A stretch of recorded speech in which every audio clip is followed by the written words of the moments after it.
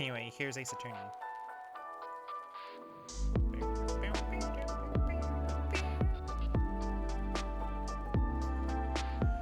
Anyway, good evening, or morning, or afternoon, or nighttime, or whatever time it is for you when you're watching this. Welcome, welcome. It's Ace Attorney time, baby.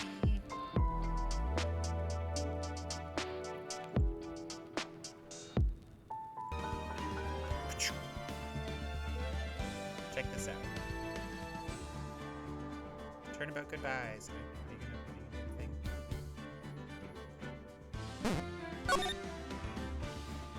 There we go. How you doing, Swag?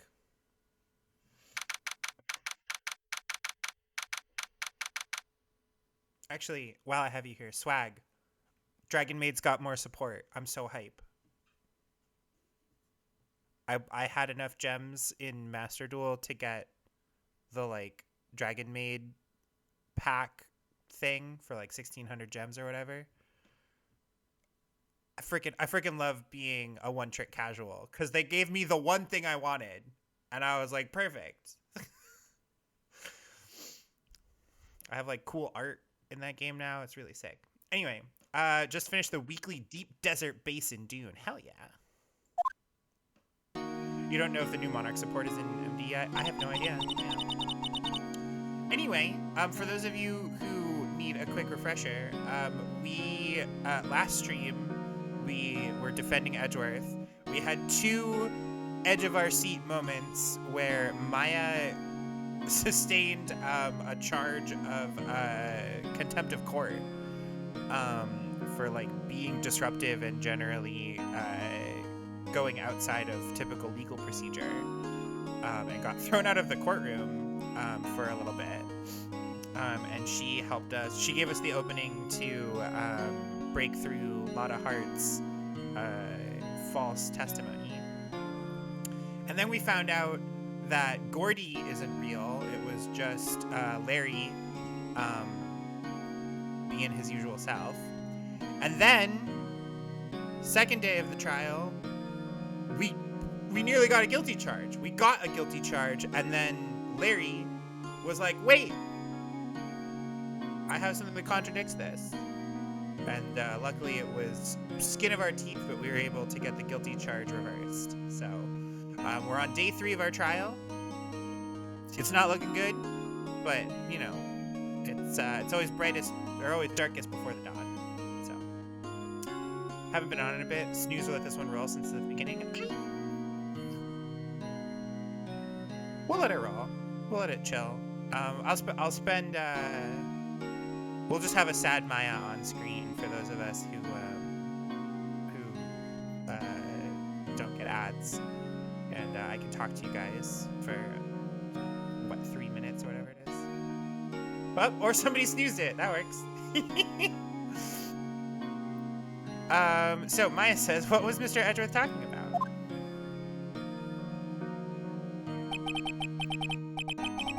Did I not want that? It does not matter, Dr. Cranberry. It's ultimately fine. You're blood harvesting? Are you playing a vampire game, or you playing Bloodlines 2? Actually, that's something. I don't think I've played Bloodlines on the stream before, or maybe I tried to stream it and it was breaking. If I can get VTMB to work on stream, would you guys want me to play like Bloodlines 1 and then Bloodlines 2? I hear Bloodlines 2 is okay, but not fantastic.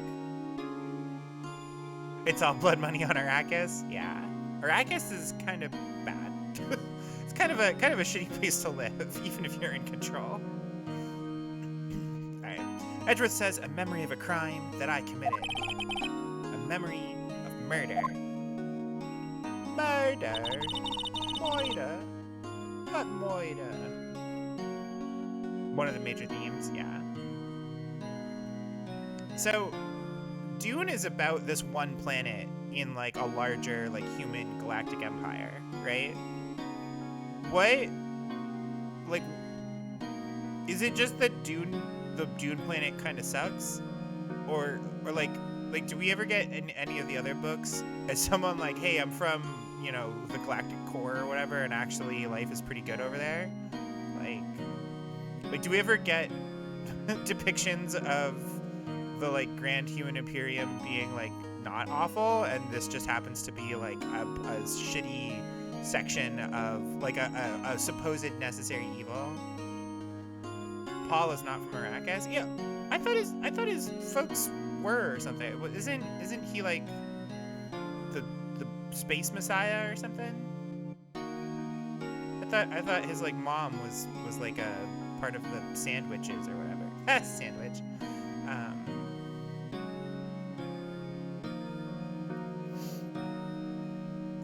Anyway, Maya says, do you really think Mr. Edgeworth killed? I don't believe it. Not Edgeworth. Some painful memory has been troubling him recently, but he'd never take someone's life. Never. Nick. Yo, how's everyone doing? What do you think of my performance today? I had him swooning in the aisles, huh, Maya? Swooning? Me? Oh. Oh, yes, I do remember feeling pain.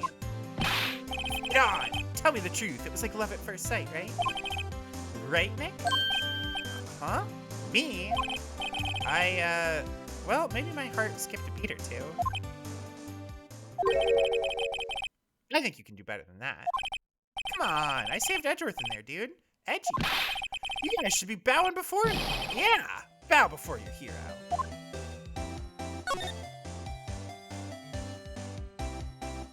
Bene Gesserit doesn't hail from Arrakis. I thought the Bene Gesserit were like, I thought that was their whole thing. Oh, they put a prophecy there to stage a savior scenario in the future. Okay, so they're like, it's like a whole thing. Paul and his father are from the ocean planet Caladan. Wow, that must suck for them. Like, hey, I know that you're from a planet that's covered in water. Here's the opposite of that. I'm thinking of the Freeman. Yes, I am. I am thinking of the Fremen. All right, today's trial. Larry, you really helped out in the trial today. All right, yeah, we can let this ad play. When it boots up, I will just pause the game and we'll vibe. Trying to explain the entire backstory of Dune in Twitch comments will not be possible. I was just getting the Bene Gesserit and the Fremen mixed up. That's all. And it says you did. If you weren't there, Larry, I'm sure Mr. Edgeworth would have been found guilty. But seriously, Nick, that boat shop caretaker guy is pretty suspicious. See, it's weird. Like, Larry, like, it's clear that Larry is actually, like, with it, right? He's, like, definitely just playing the fool, like, 95% of the time. You're a fan of the Dune book, but God, it is dense. Yeah, I've, like, done wiki dives on it before. Not, like, in the crazy details, just the, like, broad strokes. And even that was huge. It's the only planet that can produce spice melange, which the entire Imperium runs on. Yeah, honestly, the fact that it's the only planet that can do that, I feel like they should have more going on there instead of it being apparently mostly, like, lawless. Right. Bud says, Edgy ain't off the hook yet. Way to spoil the mood, Larry. Well, I'm just a guy sitting in the audience, you know? But from where I was sitting, Edgy seemed pretty edgy. I mean, can you really know he's telling the truth about that night? Nerd! Who, me? Couldn't be. There's an entire series about why that's not gonna work. Is the entire series Dune? Is that the whole thing?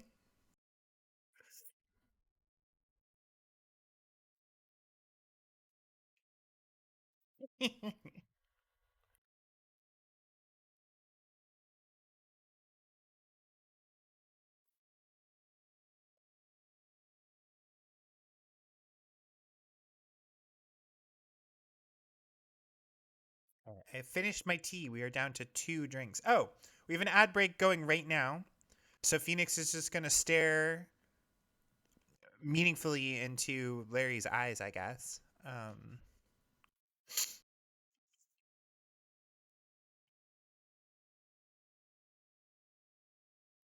What else? There's a maid cafe in my town, in my city. That's well, Let me rephrase. Sorry, that came off. That came. I was that's an off the cuff comment. That's a little bit too hot. A weeb store that is in my town has a maid cafe event running this weekend. Um, that I think they used to at their old location. I think they had the maid thing going all the time, but at this point, it's their with their new space. I think they don't have the same amount of like food service space. But I'm considering going to that. If I go to that, would you guys want like a recap stream or video or even just like Twitter thread or something?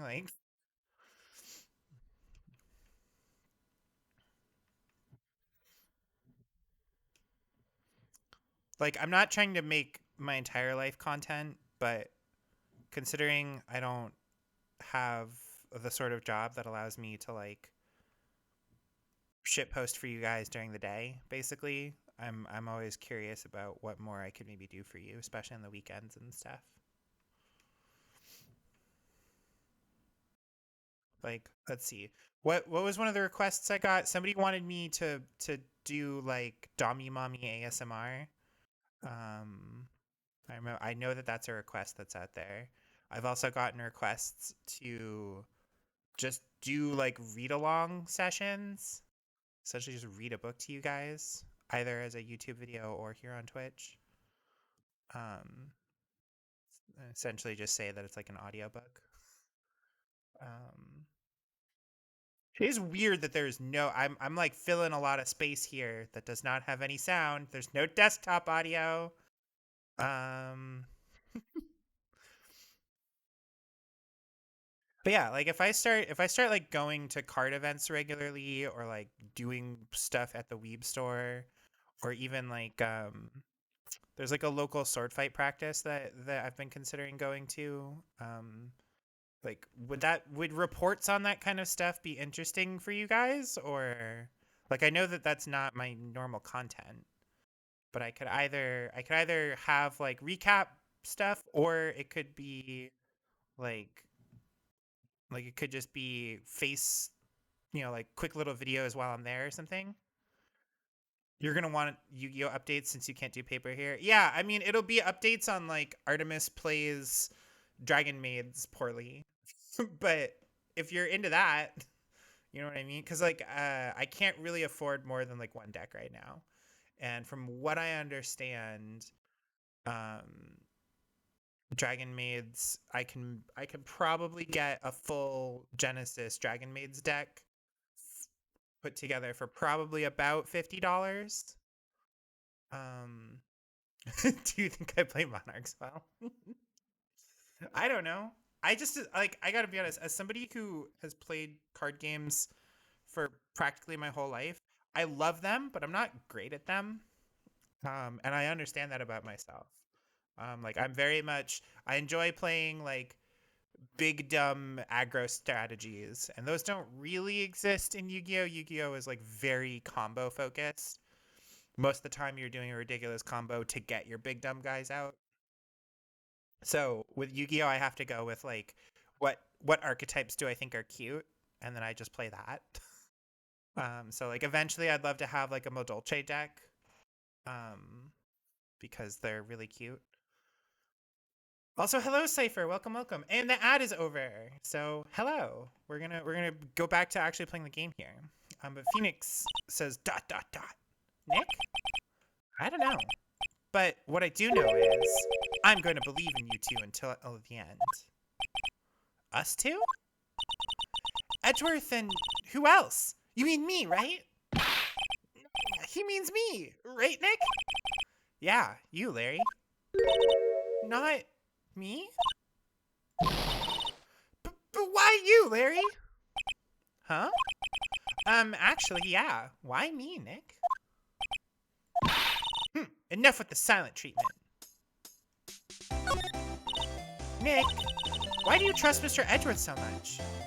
Time for Phoenix's tragic backstory. Yeah, but like, I gotta be honest, it's sort of kind of weird that we get like additional stories in this universe, because the first game does such a good job of like providing an arc for Edgeworth, and also for Phoenix, and also gives us like both of their tragic backstories. You know what I mean?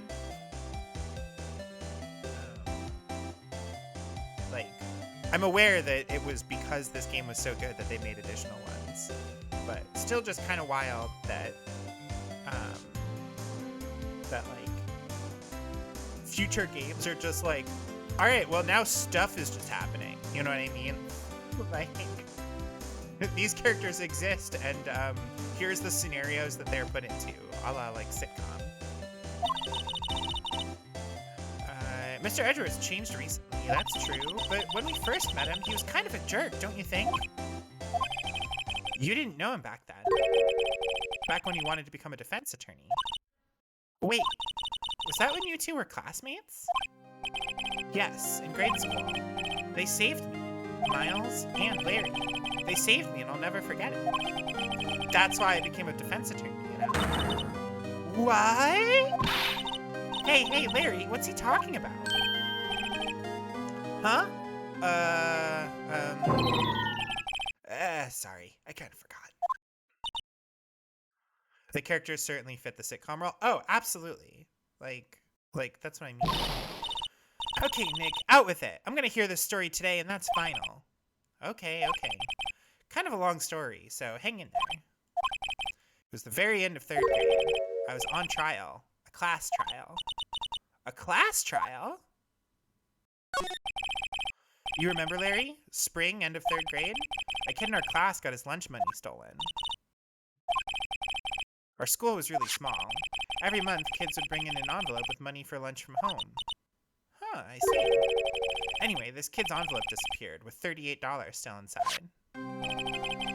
Oh, yeah, now that you mention it, I do remember that. I can see why you'd forget, though. You were out of school that day. Anyway, the envelope had been stolen during PE. Oh, goodness. No, how do I go back?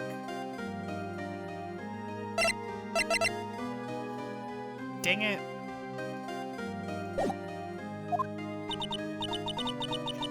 So, Phoenix was the only one not in class, so the kids thought that he did it, but he stole the kids' money.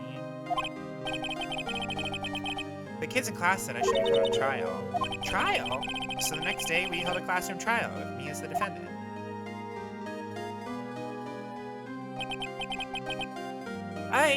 I didn't do it! Yeah, for the record, this is like fucked up. Don't do this. Don't do this for children. Look at him. Public shaming.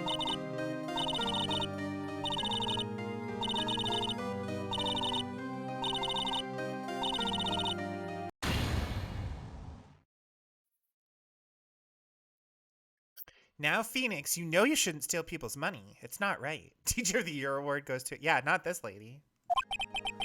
In the end, even the teacher thought I'd done it. Yeah, that's why she allowed you to be set up in the friggin' trial. Go over and apologize, Phoenix. Look at his fucking t-shirt. I didn't know what was happening. I was so sad. I couldn't stop crying. Everyone was staring at me like I'd done it. I tried to apologize. I went to where the boy whose money had been stolen was sitting. That's when it happened. Objection! He shouldn't have to apologize. The only thing that belongs in a trial is evidence. Anything else has no place. You should all be ashamed. Amateurs. Miles? Oh my gosh! I forgot that little Miles was adorable. Look at this. Look at this kid. Oh, it's rough that his life takes such a rough turn after this. It wasn't you who stole my money, was it? No. Then you shouldn't apologize. Everyone's been shouting you did it, but no one has any proof. That is why, Your Honor, this boy is innocent. Right? Look at this distinguished gentleman. If you like Baby Edgeworth, definitely watch the anime.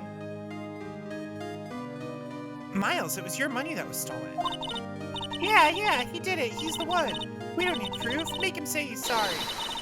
Why don't you all just shut up? This is always how it is. Everybody ganging up and picking on one person. Just think how he feels. He said he didn't do it, so he didn't do it.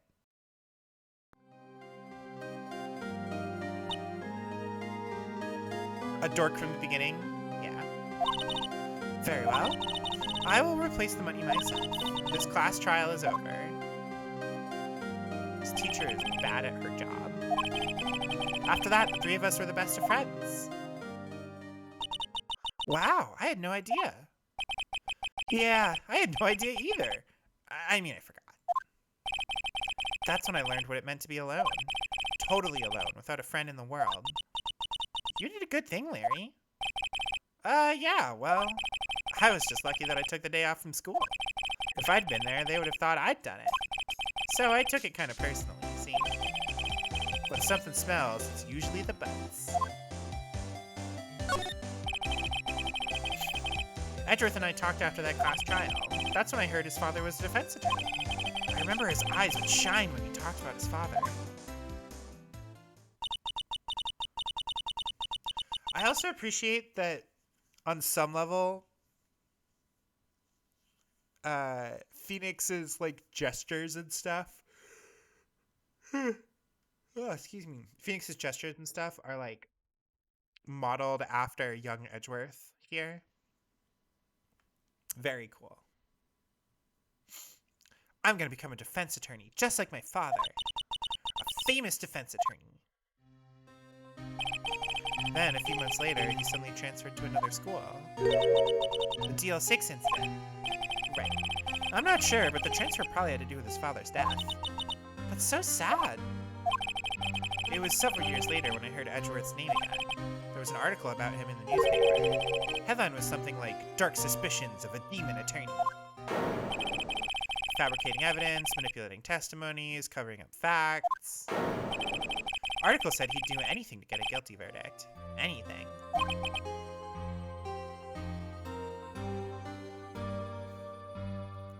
Then they were friends for like a year, and then DL6 happened. Edgeworth left, and Phoenix spent 15 years thinking about him. Normal straight things to do. Yeah, right? Like, there's just, like, I appreciate these characters, right?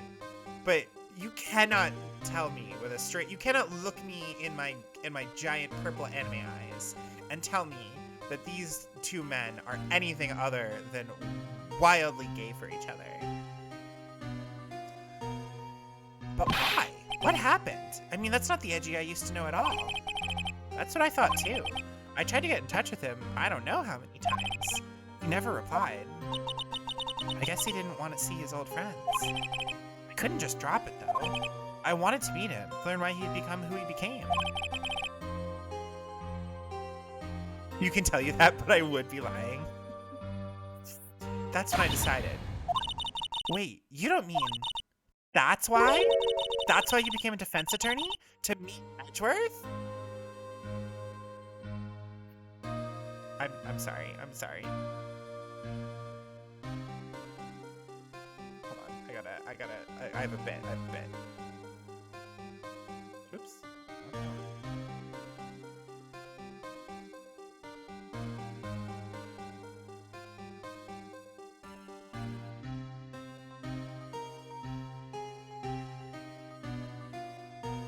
There we go.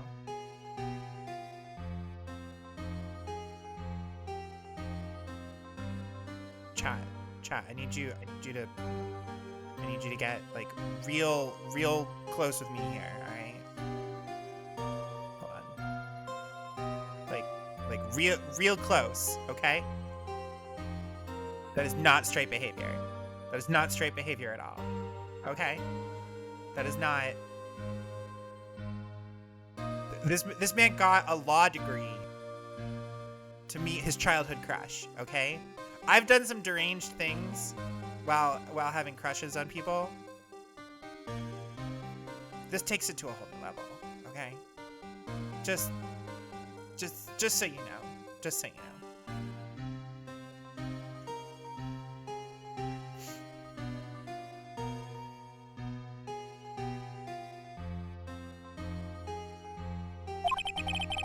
If I was a defense attorney, I knew he'd have to meet me whether he wanted to or not. In court. Edgeworth believed in me, and I believe in him. He's in pain, and no one's on his side. I'm the only one who knows the real Edgeworth. I'm the only one who can help him. Whoa, Nick. So, is that why you helped me out for free? Yes. I helped you because I believed in you. Except I don't remember saying I'd do it for free. Aw, Nick! Nick! Nick! We have to save Mr. Edgeworth if it's the last thing we do, okay? Oh, hold on. My stream got all fucked up here. There we go.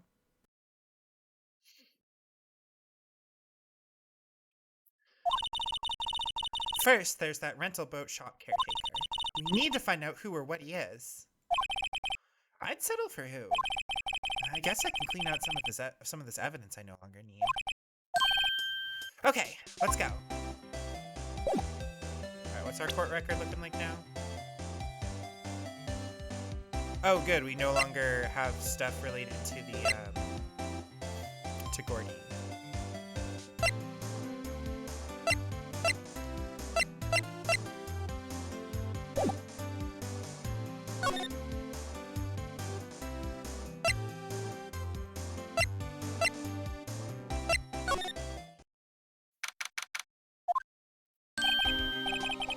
Hey, pal. Long time no see.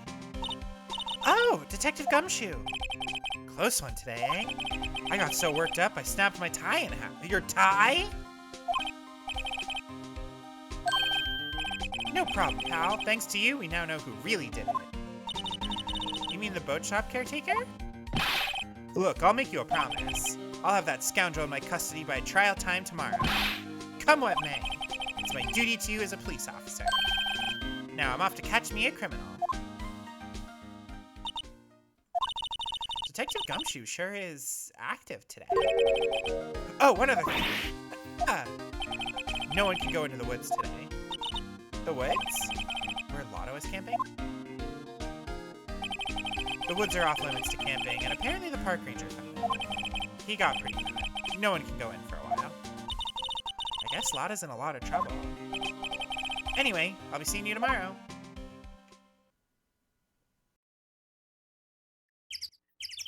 That's also a good way.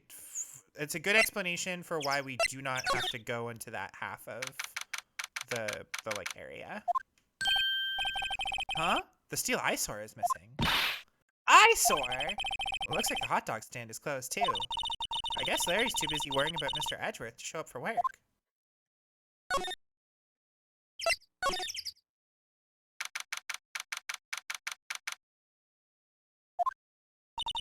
That old caretaker got away. Yep. I never imagined he might be the real murderer. I'd know that clearing of the throat anywhere. Aha! Hello! What might you be doing here? Out for a walk? Ah, the days of my youth, like the scent of fresh lemon, you see. Mr. Grossberg, this is no time for idle reminiscing. Mr. Edgeworth's trial ends tomorrow. That is true, yes. But from what I saw of today's trial, Edgeworth should be fine. Well, I'm not so sure about that. Oh, what do you mean by that? Well, I'm not sure. You want to play an LA Noir, like, oh my god, swag. That's so good. We got the safe code thanks to Maya. Yeah, I didn't write it down though, so... If you find anything out, come by my office at once. I may be able to offer you some assistance. Thanks. Bye. What do you think Mr. Grossberg was doing here anyway? Who knows?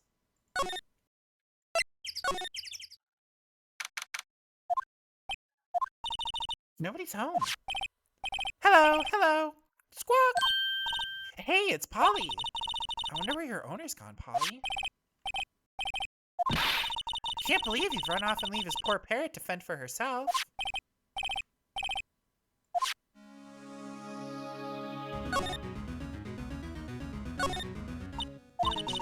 Say, Nick, don't people usually put pictures of fish up on the wall to boast about them? Yeah, I guess so. You mean pictures of the fish they caught, right? Right, but don't all the fish on the wall here look pretty puny to you? You know what they say? You should have seen the one that got away. Except the one that got away from us was the caretaker, and we did see him. Why do I feel like we're having two different conversations here?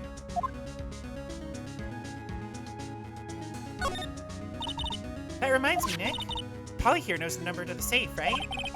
Yeah, that's right. Polly, what's the number to the safe? 1228. Squawk! Let's open it, Nick. Come on. I'm sure there isn't any money in there. Aw. But hey, she keeps it locked, right? There must be something of value in there. I'm not so sure. Okay, Nick, let's see what's in there. I guess there might be a clue or two.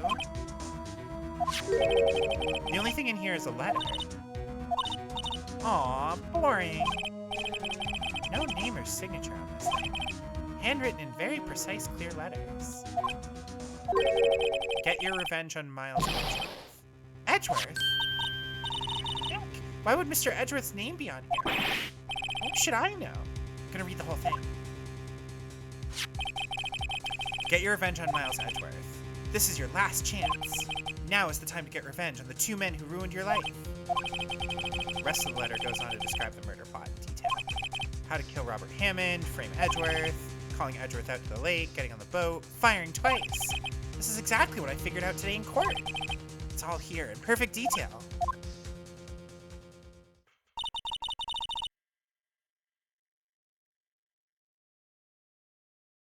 Hold on.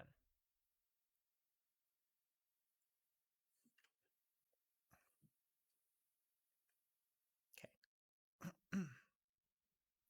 I think my bad posture was screwing up with the model. What do you think it means, Nick? I don't know, but it looks like these are instructions for that caretaker.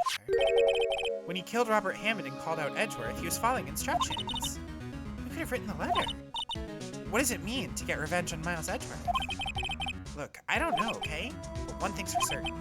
This letter is an amazing clue.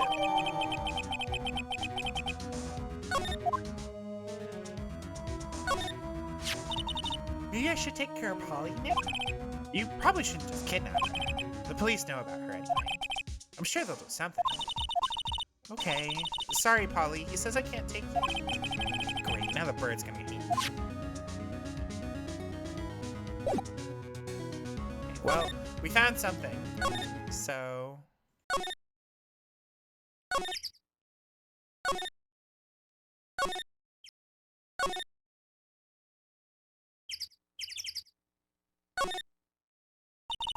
One day left, Nick. Yeah, I know. No time to waste. Let's get going.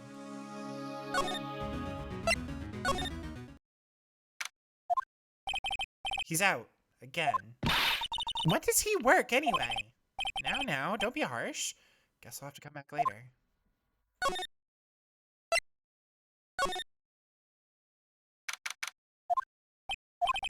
You look as grim as always.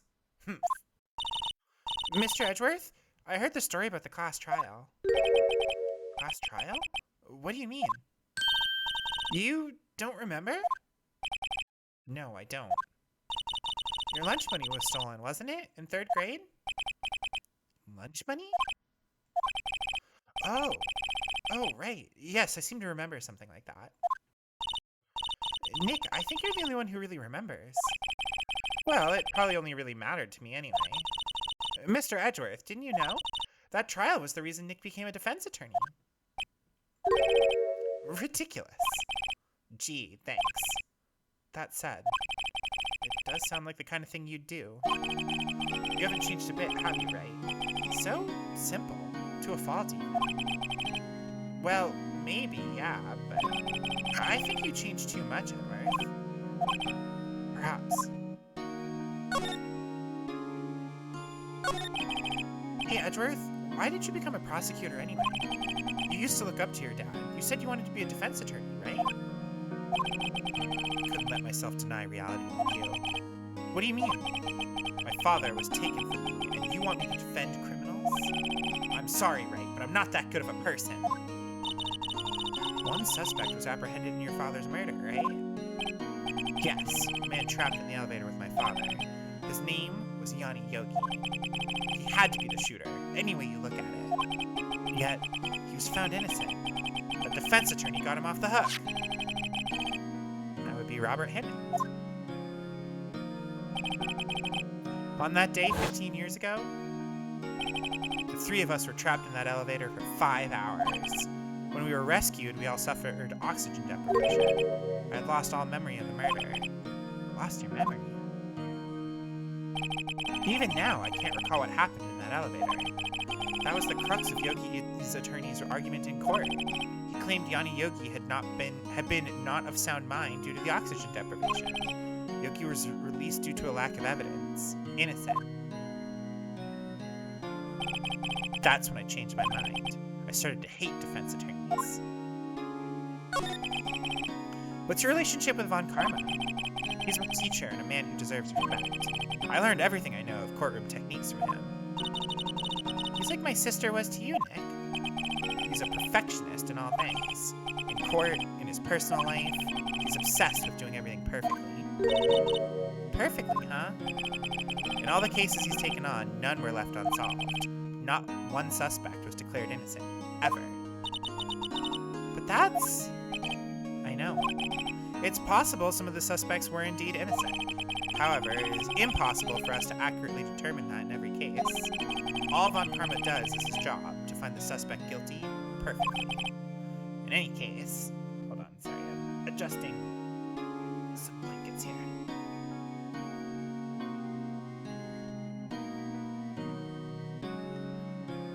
I gotta get cozy.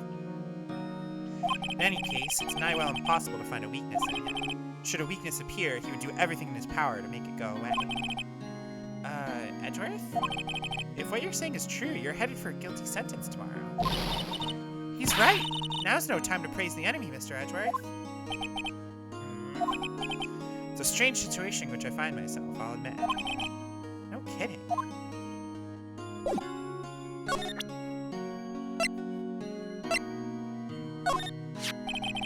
Edgeworth, see this letter? Huh? This came out of the safe in the shack where that boat rental caretaker lives. I see. Ah, revenge. On me? Who is that old guy anyway? I don't know. Could he be an innocent defendant who got declared guilty or something? Nice, right? But I don't remember that old man. Not at all. So he was following this letter then? Which means there was someone else behind it. Now is the time to get revenge on the two men who ruined your life. Two men. Meaning myself and Robert Hammond? It also says this is your last chance. Wait, maybe he's talking about the statute of limitations on the DL6 incident. Wait, that old man. What is it? Do you know who he is? Yogi. Could he be Yogi? The suspect in the DL6 incident, the one who was found innocent.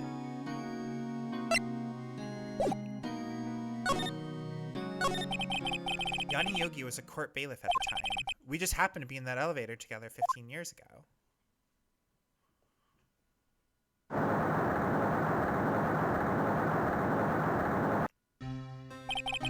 The quake was incredibly strong. Before I knew it, everything was dark. We were there for so long, it felt like forever. Hold on, maybe if I do that. There we go.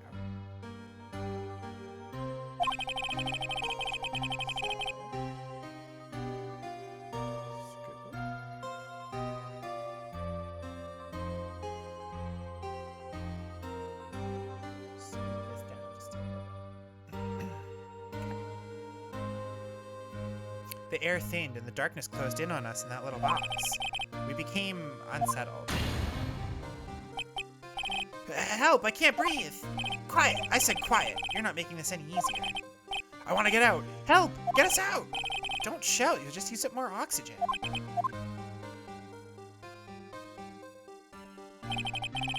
That's all I remember. When I came to, I was in a hospital bed staring up at the ceiling. In court, Yanni Yogi's mental condition was called into question. They claimed the oxygen deprivation and stress had caused temporary insanity. In the end, the claim passed the court and Yogi was found innocent.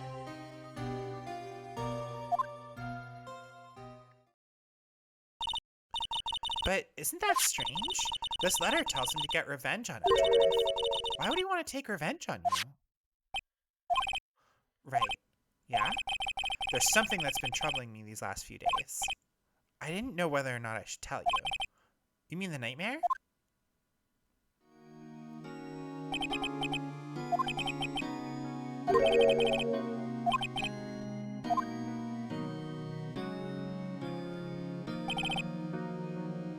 I think the time has come to tell all. For the last 15 years, I've had the same dream almost every night. I wake up in a fearful sweat every time. What kind of dream? It's a dream about my father's killing in the dark.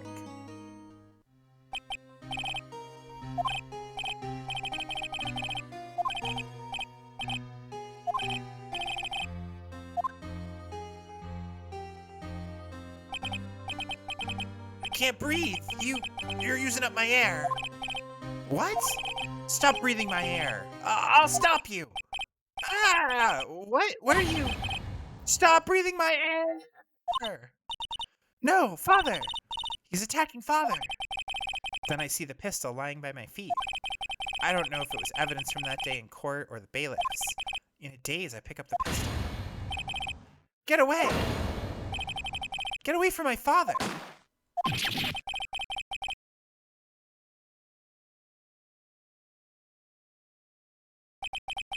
With that scream, I wake. It's a bone-chilling scream. A scream that's rung in my ears the past 15 years. Edgeworth, you need so much therapy, my boy. But that's just a dream, right? That thought is the only thing that has kept me sane for the last 15 years. But what if I'm wrong? What if it's real? They say that sometimes people shut out memories in self-defense. Maybe it was I who killed my father. If you think about it that way, this letter makes sense. Get your revenge on Miles Edgeworth. Think about it. Yogi was really innocent. That's why he wanted revenge against me. Wait, Edgeworth, you mean... It was me. I was the true criminal of DL6. I shot my father. This is bad. What are we gonna do, Nick? What can we do? I don't know. I don't think there's anything we can do, like it or not. If there's someone else who knows a lot about DL6 and the...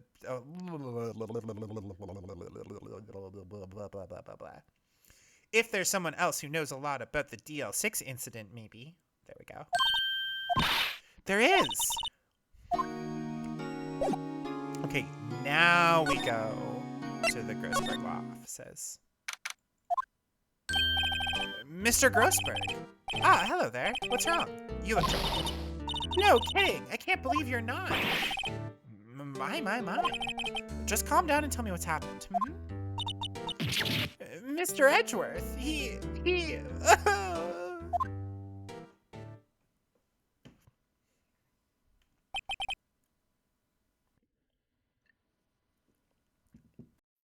Oh, that's hilarious. I took a sip from my dark beer bottle, and my model thought that all of a sudden my mouth was like... That's pretty good. Edgeworth dreamt he shot his own father? It's only a dream. I wonder. What? If that's the case, then why do you two look so troubled?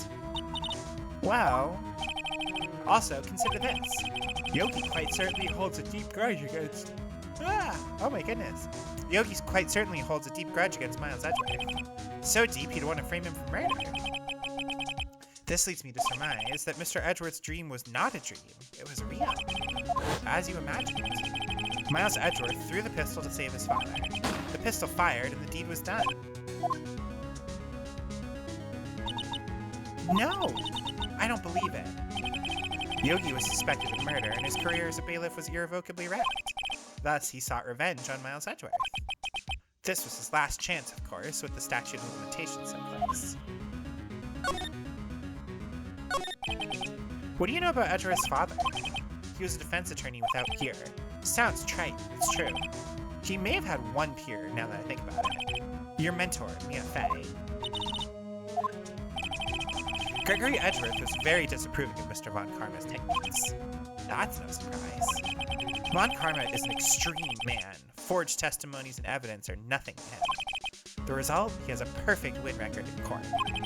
To beat him, Gregory Edgeworth tried to call attention to his methods. And He lost. Died in despair, as it were. I see. When Gregory Edgeworth was killed, the police called on a spirit medium. That was your mother, Misty Fay. I am Gregory Edgeworth. I have been killed. The one who shot me was the bailiff, Yanni Yogi. Yet Yogi was found innocent. That's when my mother left us. Everyone called her a fraud. That's right. Everyone thought she was, you see. Yet, now that I think about it, it seems the one who lied was Gregory Edgeworth's ghost. Gregory Edgeworth must have known who shot him. I don't believe it. So you're saying he falsified his testimony? That Edgeworth's dad lied to protect his son? It's only a possibility, but a possibility nonetheless.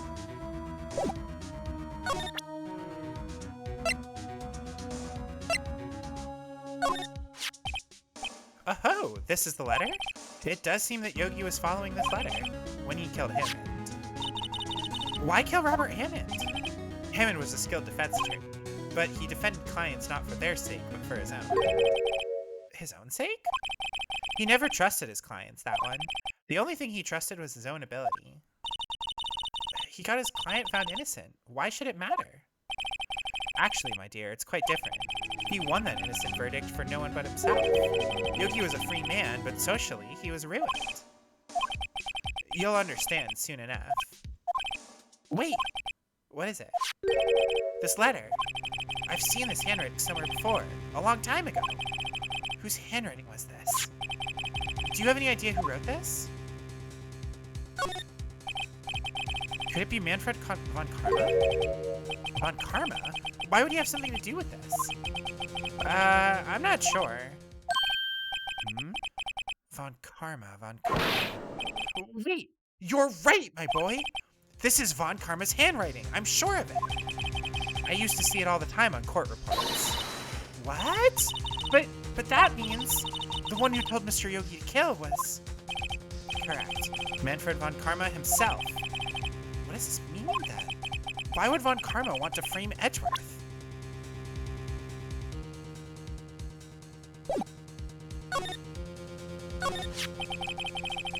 If it truly was von Karma who wrote this letter, then he would know the truth.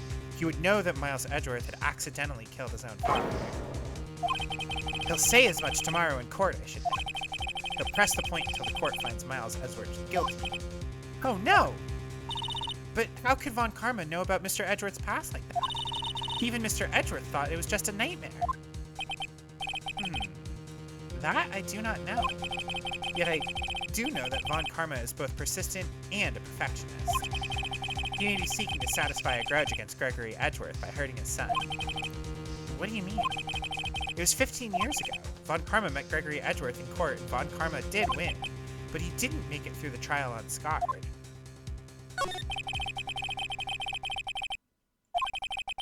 What happened in the trial? Von Karma got the guilty verdict he wanted. He won the trial, but Gregory Edgeworth accused von Karma of faulty evidence. Though he lost the trial, Mr. Edgeworth's accusations stood. Faulty evidence? It was the only penalty von Karma has ever received in his career as a prosecutor. Gregory Edgeworth dealt a blow to his perfect trial record. Wow. It must have been quite a shock for von Karma. He took a vacation for several months after that, you see. It was an unusual event for the man. That was the first and last vacation he's taken in his many years of prosecuting. Really? He doesn't take vacations? Like, go to the sea or the mountains? Don't tell me he's never been to Europe! You have strange ideas about vacations, my man. In any case, that was the only time he took vacation from work. I believe the penalty upset him quite a lot. Odd. If he wanted to keep a perfect record so badly, why would he take such a long vacation? What do we do, Nick? Von Karma's gonna bring up DL6, you can bet on it. What if Mr. Edgeworth pleads guilty to DL6? I won't let him. Yes, Mr. Wright. I hate to say this, but even accidental murder is murder, you know. No, it's not. That's manslaughter. I just believe in Edgeworth's innocence. I can't believe he'd kill someone. But Nick, Mr. Edgeworth admits it himself. His father must have lied to protect him from beyond the grave. I don't care. I know he's not guilty. Mr. Wright, if you say so, I suppose I could go check again. The police files might hold something of interest. Mr. Grossberg, thank you. I can't promise anything. In fact, I think the chances of finding something are slim. I understand. Lease materials.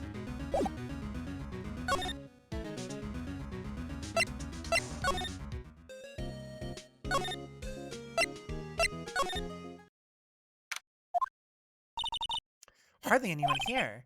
Everyone must be out looking for the old guy, Yogi. Ah, it's you. I don't think Gumshoe will be coming back today. He's staying out late looking for someone. Sounds like Detective Gumshoe is pounding the pavement for real. We were wondering if we could check out the records room again. Well, now I can't have just anyone wandering around in there.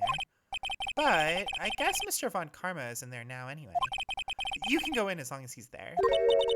Von Karma? Yes, he just arrived, actually. Von Karma's in the records room. Nick, let's hurry.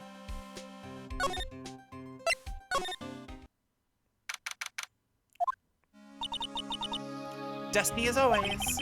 You were only here just yesterday. I'm sure they just haven't had time to clean. What's wrong, Nick? Nothing. I was just noticing that he isn't here. Von Karma.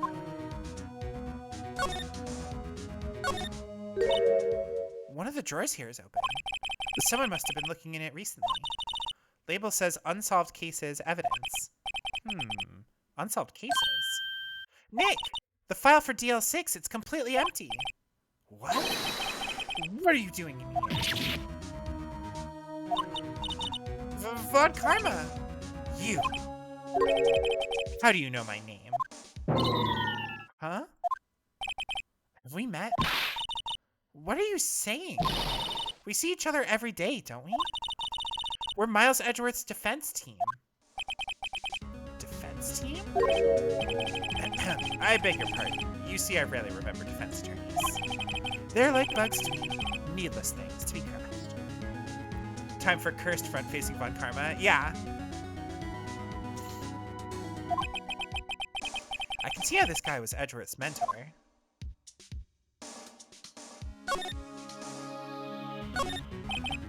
Large drawer is half open. Label on the drawer reads Unsolved Cases Evidence. All the stuff in here looks like random junk.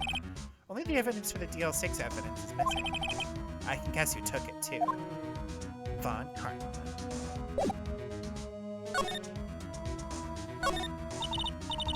Mr. Edgeworth is your student, right?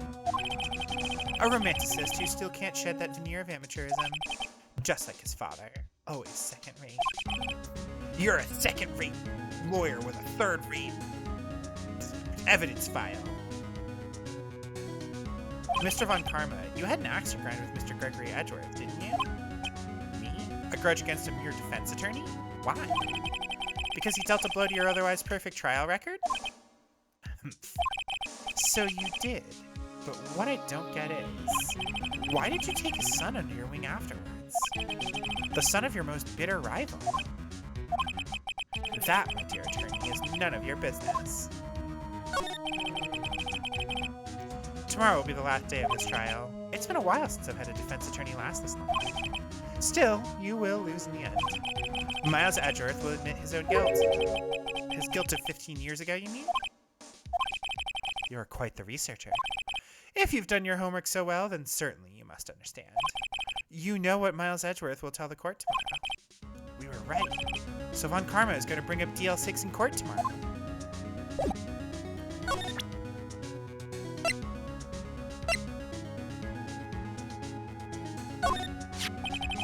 Mr. Von Karma, have a look at this. This was you, wasn't it? You instructed Yanni Yogi to commit murder. Yanni Yogi? How many years has it been since I've heard him called by that name? He's a fool. I told him to burn it after he read it. Ah!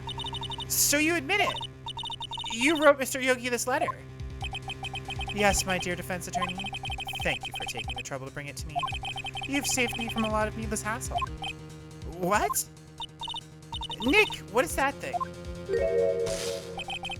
A stun gun. For self-defense. Usually. The anime makes a couple changes to stuff, including involving a note to make both Phoenix and Von Karma seem like less dumbasses. Yeah, it is wild that in the game you have to be like, here's this piece of evidence that could prove your guilt. And then Karma is like, oh, thanks. I'm gonna assault you now. 600,000 volts will course through your body like a dog touching an electric fence. 600,000. Oh, don't worry. People don't die from it. No, give me the letter. No! No! Whoa, what are you? Nick, run!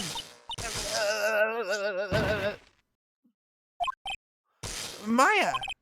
Out of my way.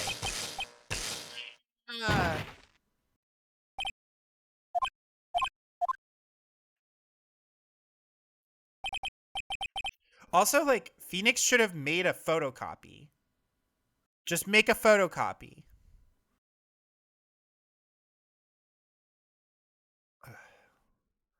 Okay, okay, you know what? Now I'm mad. Now I have to watch the anime. In the anime, Phoenix actually does get to present the letter in court, but Von Karma types it instead of writes it, so there's no proof he wrote it. The conflict with Von Karma trying to cheat comes elsewhere. Gotcha. Ugh, he got us. The letter's gone, of course. Andy took the DL6 evidence. All of it. Back to having no clues. Wait, Maya jumped first. Maya! Is she okay? Maya!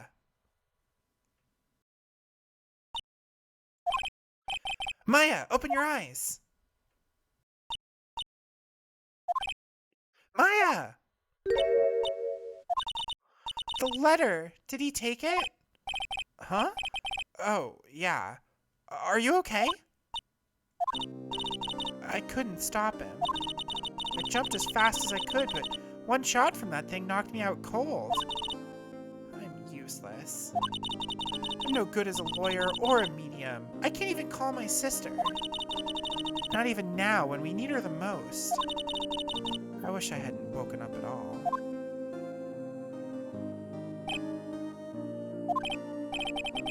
Maya!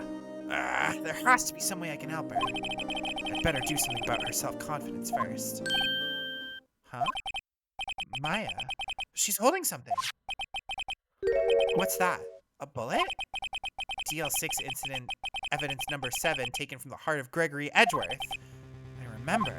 Von Karma was holding this when Maya jumped him. I'll prove it to you, Maya. You're most definitely not useless. I'll prove it to you in court tomorrow.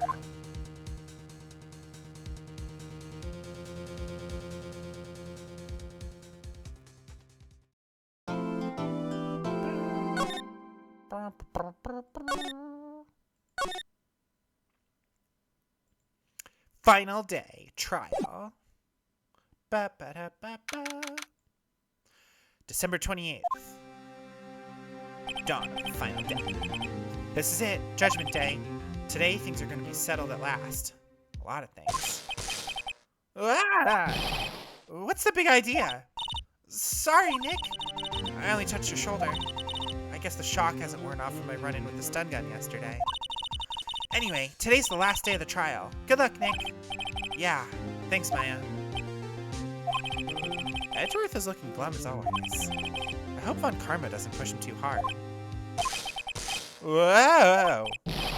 What are you doing? Sorry, I'm sorry. I just thought I'd cheer you up with a pat on the back. Maya, maybe you should go outside and discharge? Right, good idea. Try not to electrocute anyone else on your way out. Whoa! What's gotten into that girl? Detective Gumshoe. Morning, Mr. Edgeworth? Good morning. How did it go, Detective? Have no fear. As promised, I've captured our runaway caretaker.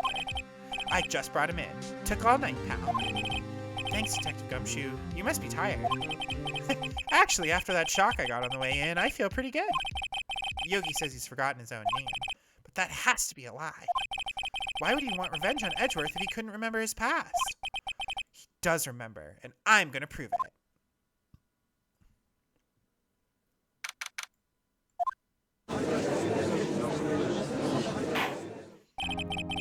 court is now in session for the trial of Miles Edgeworth. Defense is ready, Your Honor. The prosecution is ready. Right. Very well. We've reached the final day of our proceedings in this trial. I ask that the prosecution submit decisive evidence. Understood. Come on, don't be awed into silence by every little thing he says. Very well, Mr. Von Karma, your opening statement. Right. Thanks to Detective Gumshoe's efforts, the boat rental shop caretaker has been arrested. In yesterday's trial, the defense asserted that the caretaker was the murderer. However, the caretaker has yet to confirm this. I would like to ask the defense to cross-examine him as much as necessary. Very well. Please bring the witness into the courtroom.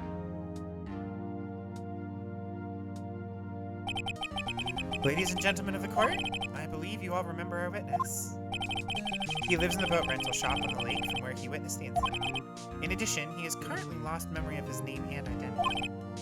Witness, why didn't you run away yesterday? The witness was not running away, as he will now testify. I see. Very well, please begin your testimony.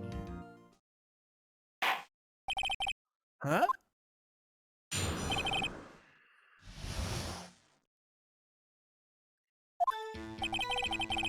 I'm really sorry about just leaving yesterday like I did. I wasn't running away or nothing. I went to buy some food for Polly, you see. I figured I got nothing to do with this incident anyhow. I mean, I'd need one of those motive things, right? And I don't got one. So my testimony yesterday stands as is. Very well. Let's begin the cross-examination, shall we? He has to know his name. Yanni Yogi. You're Yanni Yogi, and I'm going to prove it.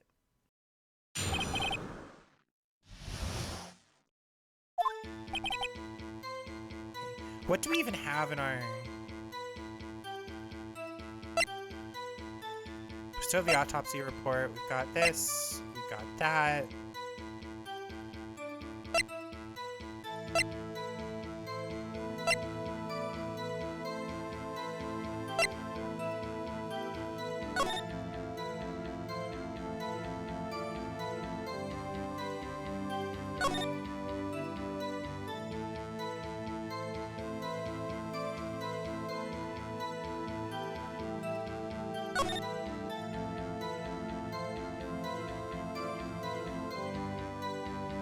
Oh, shit.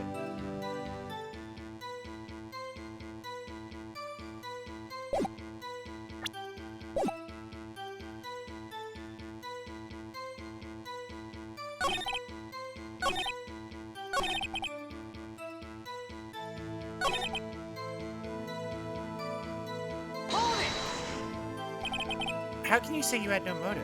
I say you do. You had a grudge against Edgeworth and the victim, Robert Hammond.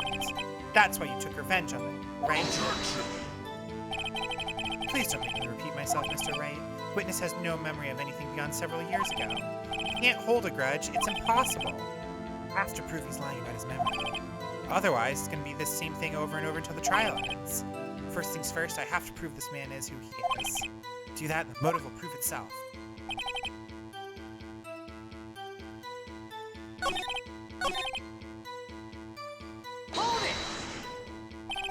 Food? Well, Polly is a bit of Mormon, you see. She only eats these high-quality bird pellets from France. They only have them in the big pet shop downtown. You weren't arrested until this morning. Why didn't you go back to the caretaker's shack? Well, I kind of got lost, you see. Witness has trouble remembering things sometimes. When the police apprehended him, he was on his way back to the shack. Yeah, right. Nice try, Von Karma. No one's gonna believe that. I see. So he was lost. Please, Your Honor, come to your senses. Hold it! You've lost much of your memory, is that correct? Yeah, seems like it. How could you know that you didn't have anything to do with this incident? Or maybe you're lying about not having your memory. You know exactly who you are. Witness has testified quite clearly that he has no memory of who he is. If you claim he's lying, then show the court proof.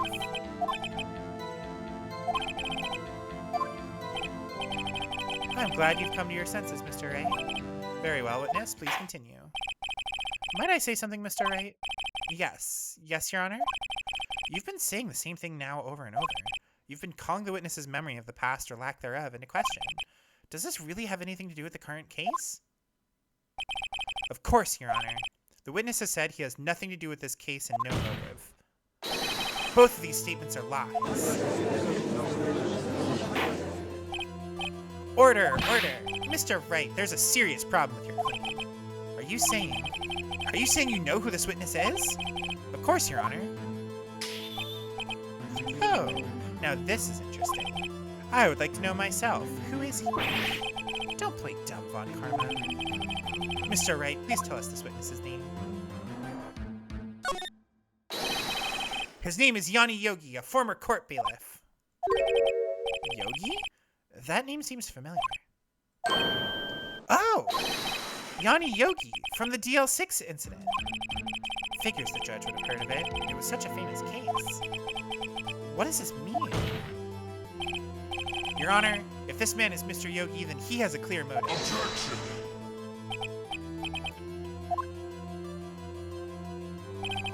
Jumping to conclusions again, Mr. Wright. This man, this witness, is Yanni Yogi? Fascinating. However, how do you propose to prove this to the court? This is a court of law, as you may recall. You need proof. Allow me to repeat once more that the witness has lost his memory. This is it. I have to do this now. If I can't prove he's Yogi right here, right now, then I've got nowhere else to go. Nick, how are you going to prove it? How can you prove that he's Yanni Yogi? It's okay. It's actually quite simple. Your Honor, please take this man's fingerprints. Then we'll compare them to the fingerprints on file for Yanni Yogi 15 years ago. I see. That makes sense. Huh? I'm so very, very sorry, Mr. Wright. Why? The witness has no fingerprints. What? No fingerprints? You see, before I worked as a caretaker, I worked at a chemical plant. I burned my fingers working with the stuff. What? Yogi, you sneak. You burned your fingertips off to hide your past. Well, if the witness has no fingerprints, I guess we will not be able to prove his identity. No! Well, what will you do, Mr. Wright? It seems that the case has been decided now. No! I know what happened. I know everything. I just can't prove it. No, I can't let it end like this. I can't lose. There has to be another way. There's no one who can testify as to who this witness is. No one. Nick, what are we gonna do? I didn't even consider that he might have erased his fingerprints. What do I do? Tisk, tisk, tisk. Well, Mr. Wright, perhaps you'd like to cross-examine his parrot for a little comic relief. Yeah, very funny. You're a sore winner, Von Karma. Wait a second. Cross-examine his parrot? All right, we have an ad starting, like, presumably right now. So, we're going to wait. I'm going to take this time to save. But we are going to wait till after the ad because we're cross-examining the parrot.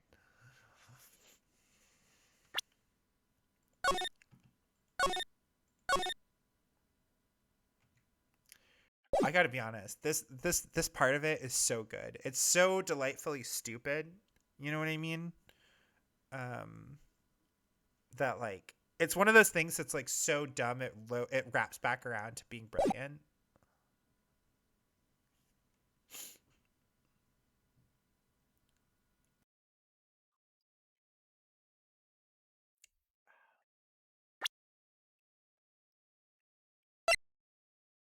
Erstwhile companion of the boat shop caretaker. Answers to the name Polly.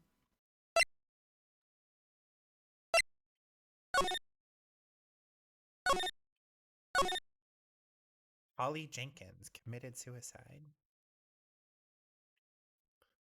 That's rough, buddy.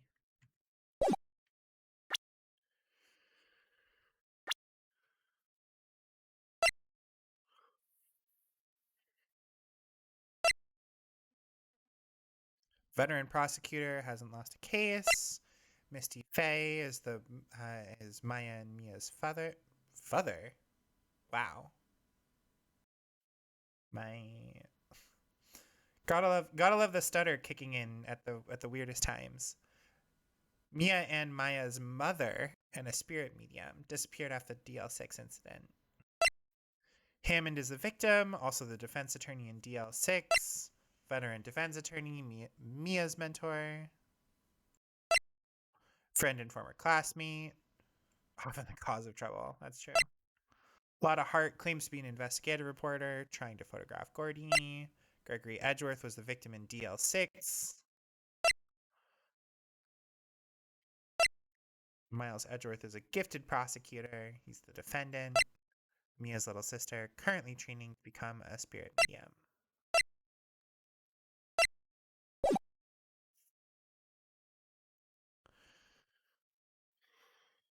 All right, so I guess we'll take the next minute or so to figure out what our plans are. So when I beat Ace Attorney 1, I think the plan is probably just go all in on Hollow Knight.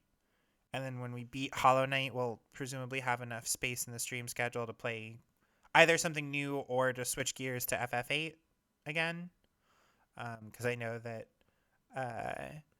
when I stream Pathfinder, that is definitely more for me than for you guys, which is fine. Like, I don't have to always stream stuff that is exactly what you guys want. But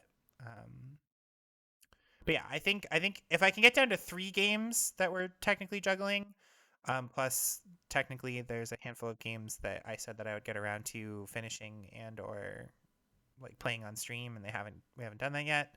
So I've got like old backlog. I've got the current games that we're juggling, and then we've also got like community night stuff. So I could play Yu-Gi-Oh with people. I could play other like multiplayer games that work best with friends.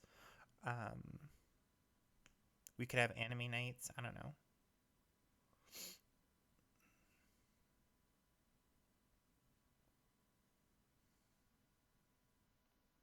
It's weird. The colors on my secondary monitor are like more vivid than the colors in my main monitor. And it always throws me off when I look at one or the other. Anyway, Maya says, "What is it, Nick?" "No, you're not going to..." "Your Honor, the defense would like to take Mr. Von Karma up on his proposal." "Take Mr. Von Karma up? On my proposal?" "Exactly, Your Honor. I would like to cross-examine the witness's pet parrot." Only in the Phoenix Wright universe would this be admissible in court. "What do you think, Mr. Von Karma?" "Need you even ask? This is a farce. I object." "Objection!" "Wait a second. You were the one who suggested I cross-examine the parrot, Mr. Von Karma."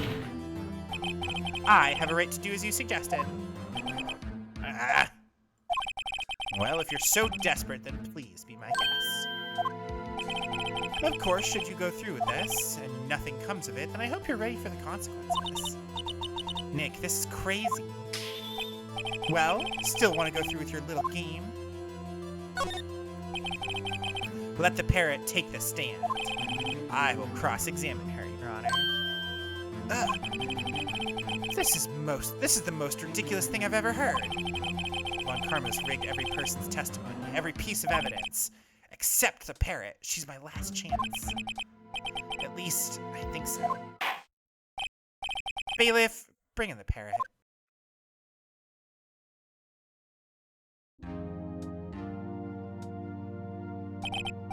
That's quite a bird. But please tell us your name. Name. The witness is ignoring me. It must hurt to be ignored by a bird. Very well, witness. Who is your owner? Please testify for us.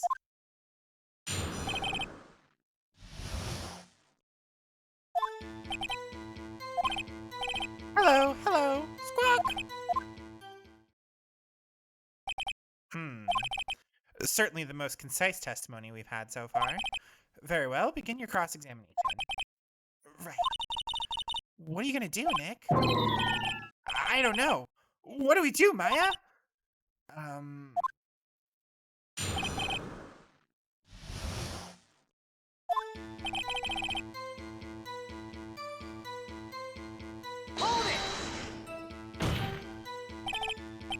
Witness, you can't just say hello and expect us to get anywhere.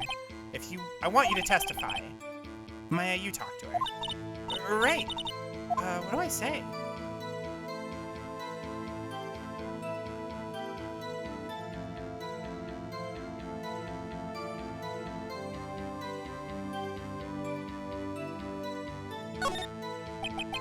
As I recall, 2 days ago. Polly, have we forgotten something? Squawk! Don't forget DL6. Squawk! I don't talk a lot about the live-action Ace Attorney movie because, in your opinion, it's not very good, but the movie does something different with this scene, and it's heart-wrenching. Dr. Cranberry, do we have to go on, like, a post-Ace Attorney watch, like, multi-stream watch party? I can get Polly to say that here. That'll prove that the caretaker had something to do with DL6. Polly? Have we forgotten something? Hello! Squawk!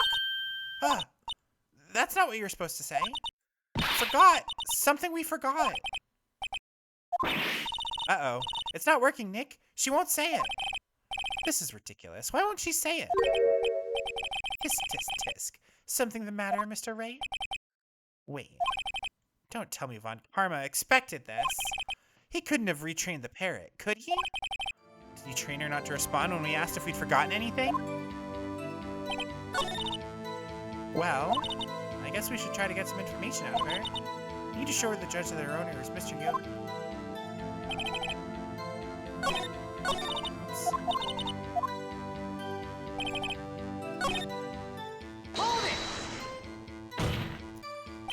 For the anime, maybe? Apart from a few scenes, you don't think the movie is worth watching? Gotcha.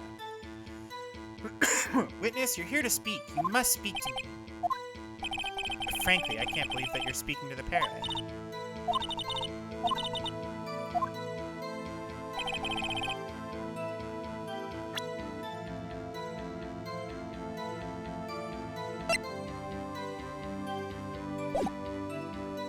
Let's see if we can.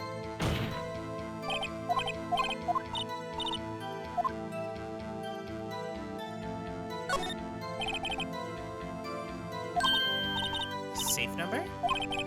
Let's just try to get her to say anything, okay? Polly, what was the number to the safe in the shack? 1228? 1228? My, what a reckless pair. Well, Mr. Wright, you aren't claiming that this number has something to do with the caretaker. 1228! Hold on.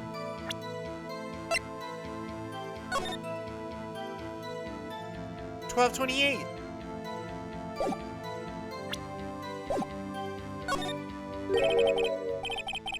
That's why I had her say it. Ha! Ridiculous.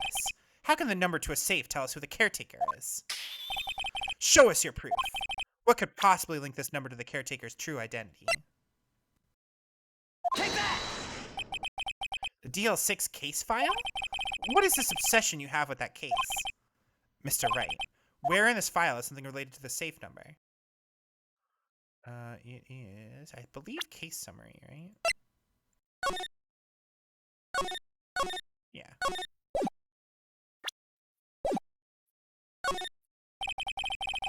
It's on the case summary page. The case summary? Specifically, the date on which the DL6 incident occurred. The date of the incident? December 28th.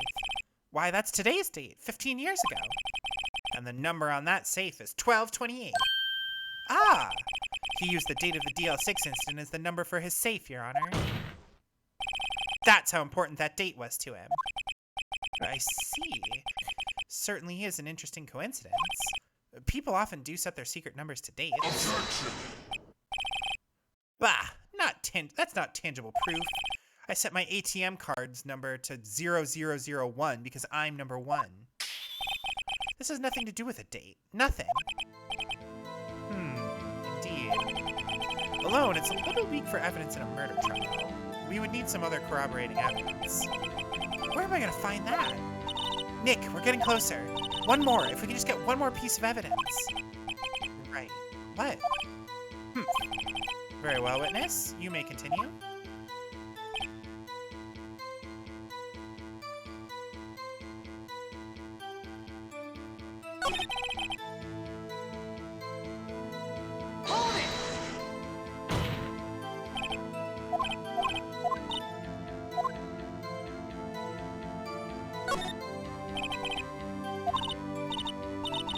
Polly, what's your name? Polly! Polly! Squawk! Mr. Wright, I think we've established that this parrot is named Polly. Does this have anything to do with her owner's identity? Of course. Ha! Fascinating. You claim that the parrot's name will prove her owner's identity? Show us this proof. Don't you think we're taking the bluffing a little too far? Listen, we're not here to answer the question of who is the caretaker.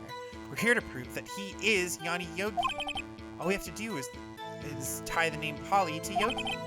Your Honor, the proof that the parrot's name reveals the caretaker's identity is the case file again. Take that! Objection! Quite a large file you have there. Which page is this proof on? Show us or stop wasting our time. Where in the file is this information connected to the parrot's name? Suspect data, baby! This page has all the information about Yanni Yogi.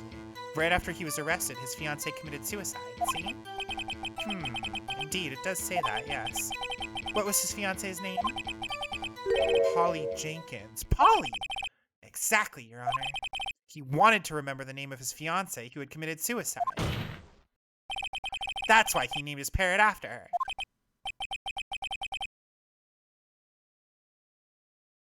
In the movie, Phoenix desperately tries to get the parrot to talk and continuously fails.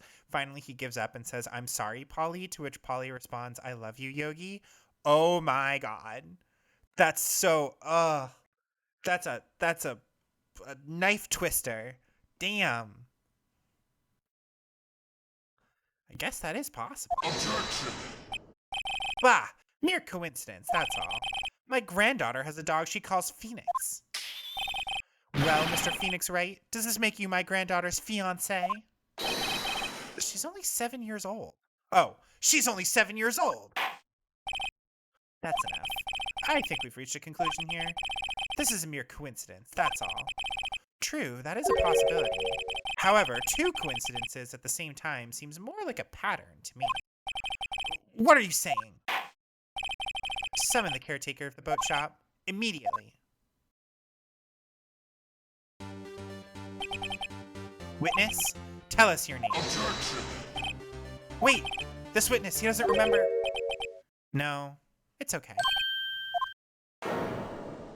All of a sudden, I've accomplished what I wanted to do.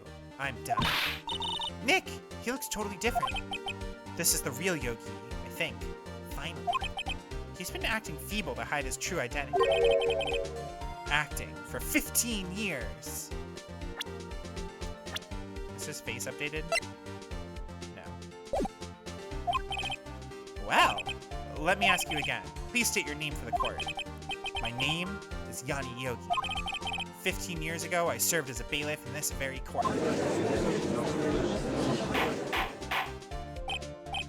Order! Order! Yanni Yogi, so was it you who killed Robert Hammond? And tried to frame Miles Edgeworth for his death? Yes, it was me. I did it. They put me on the witness stand 15 years ago. Robert Hammond, he said I was mentally unsound. He told me it would make me innocent, get me off the hook. So, I pretended to have brain damage. I was innocent, really, but he didn't believe me. We won the trial, but I lost everything. I lost my job, my fiancé, my social standing. Then, this year, 15 years later, a package arrived. It was a letter and a pistol. A plan was written out in careful detail. It was a plan for me to take my revenge on the people who ruined my life. I didn't care who had sent it. I thought this was my chance after 15 years. Oh, I thought this was my chance. After 15 years, this was it.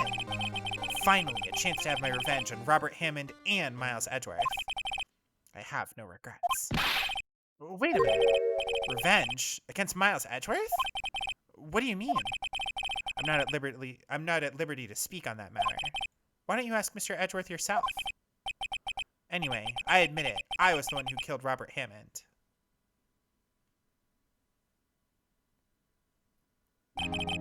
Von Karma, where is Mr. Yogi? Under arrest, Your Honor. I saw no room for error in his confession. Then the defendant, Miles Edgeworth, is innocent. In this case, at least. I feel like that was too easy. Just maybe, Ruby. Just maybe. How you doing, by the way? Very well. Will the defendant please take the stand? There are a few mysteries left unsolved. Still, you're cleared of suspicion for this particular case.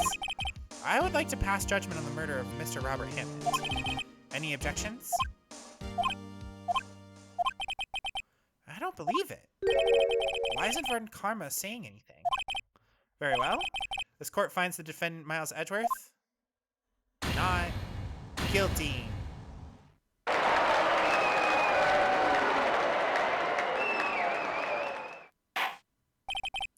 That is all. This court is adjourned. Objection! Did someone just say objection? It wasn't Von Karma. Wait, that means... No. Edgeworth? Your Honor, I object to your judgment. What do you mean? I'm not innocent at all. As we've heard, Yanni Yogi killed Robert Hammond in revenge. But revenge for what?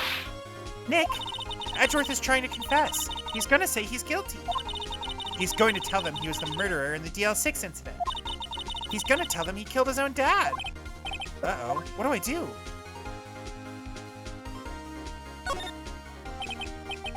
No, I'm sure Edgeworth thought about this one long and hard. This isn't my place to interfere. Are you sure? There's nothing we can do about it. This is his problem now.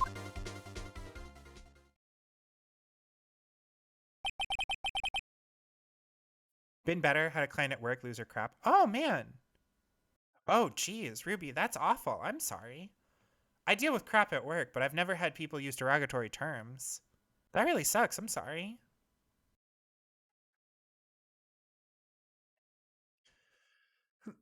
Oh, excuse me.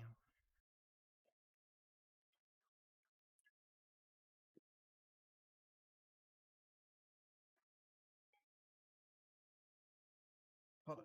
We gotta have a little sippy.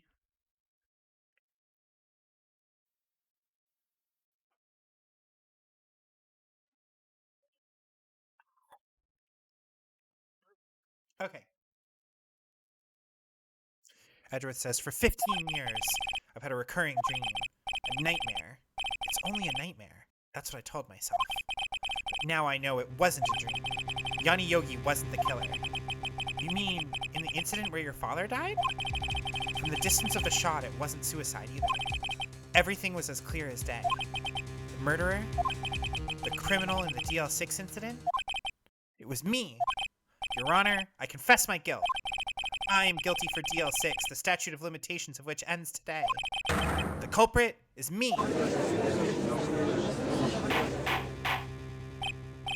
Order, order. This is certainly unexpected. The defendant, declared innocent, is confessing to a different crime. A crime for which the statute of limitations runs out today. I'm not really sure how I should deal with this. Bah! It's obvious. We hold a trial, right here, right now. We try this man for his crime of 15 years ago. I think I would like to take a 5-minute recess. Hey, yo, what? Ruby, that's awful. I'm so sorry.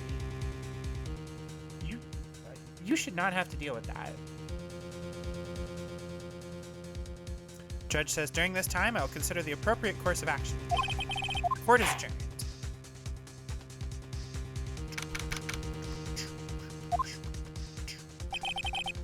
I'm sorry, right? I've just wasted all of your effort. Mr. Edgeworth, I just don't believe it, sir. I mean, you kill your dad? I didn't want to believe it myself, detective. But it's the truth. I deserve to be punished. Oh my god, Edgeworth, chill. What are you, Catholic? Murder is murder, no matter what the circumstances. This is crazy. Just crazy. Happens with your line of work. Some people are not good at dealing with rejection of services, or when services are difficult to acquire, they tend to lash out, especially if they have mental health issues. Yeah, I feel that.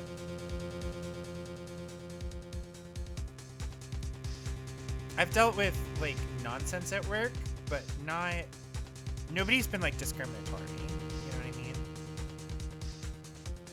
I've had people get mad at me because I'm like, hey, I have to, like, cancel your appointment, whatever.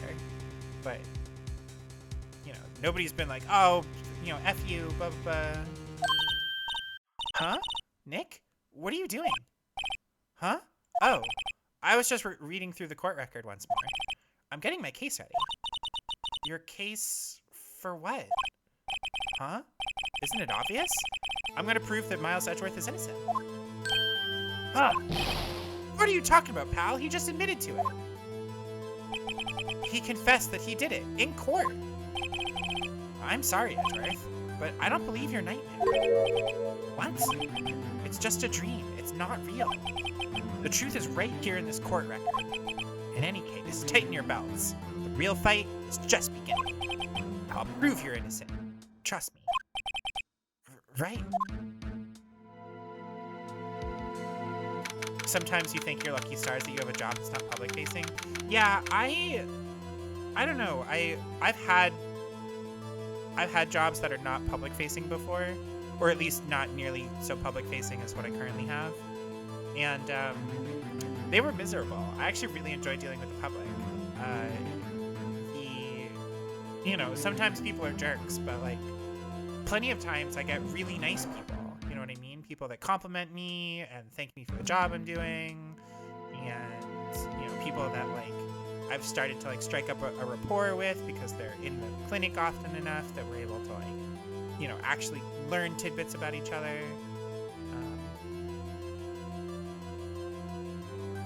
Answer calls, send letters, file forms, stuff like that. Yeah, I'm a receptionist, so I have a similar job. Another person you know had their stalker start causing issues again. Oh my god. Yeah, like the most I deal with is people being like, meh, I don't want to do the blah, blah, blah, you know? Like I'm like, hey, you don't have an appointment in a month or whatever. And they go, and I go, I know, it's a bummer.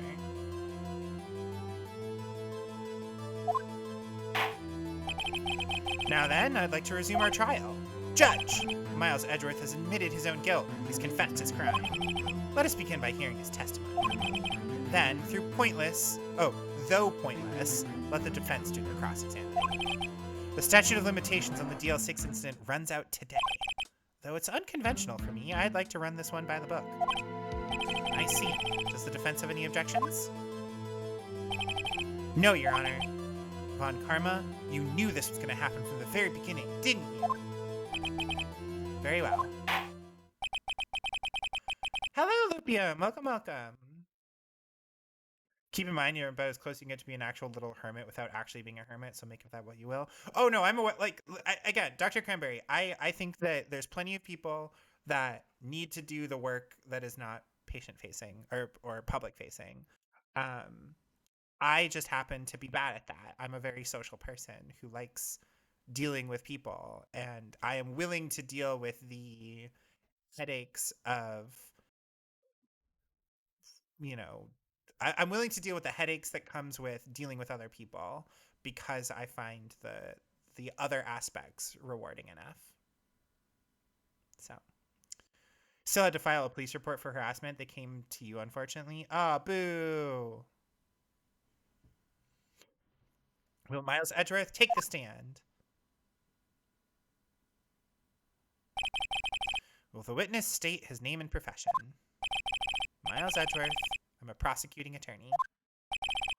Mr. Edgeworth, 15 years ago, you mistakenly killed your father, Gregory Edgeworth. Is this correct?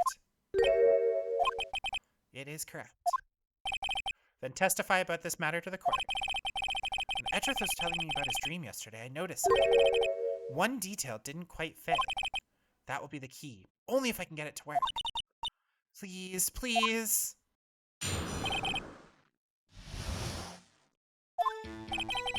That day, I had gone to the courtroom to observe one of my father's trials. As we went to leave, an earthquake struck, trapping us in the elevator. My father and Mr. Yogi lost their composure and began to argue. Just then, something heavy fell at my feet. I picked it up and threw it at Mr. Yogi. I wanted them to stop fighting. A moment later, there was a single gunshot, and then a scream. It was a terrible scream. I remember it to this day. That's all. A single gunshot, you say? Until now, you thought this memory was a dream? We were stuck in that elevator for 5 hours. The oxygen in the elevator ran out, and I lost my memory of the events. Bah! The same claim Mr. Yogi has made. Very well. Mr. Wright, your cross-examination, please.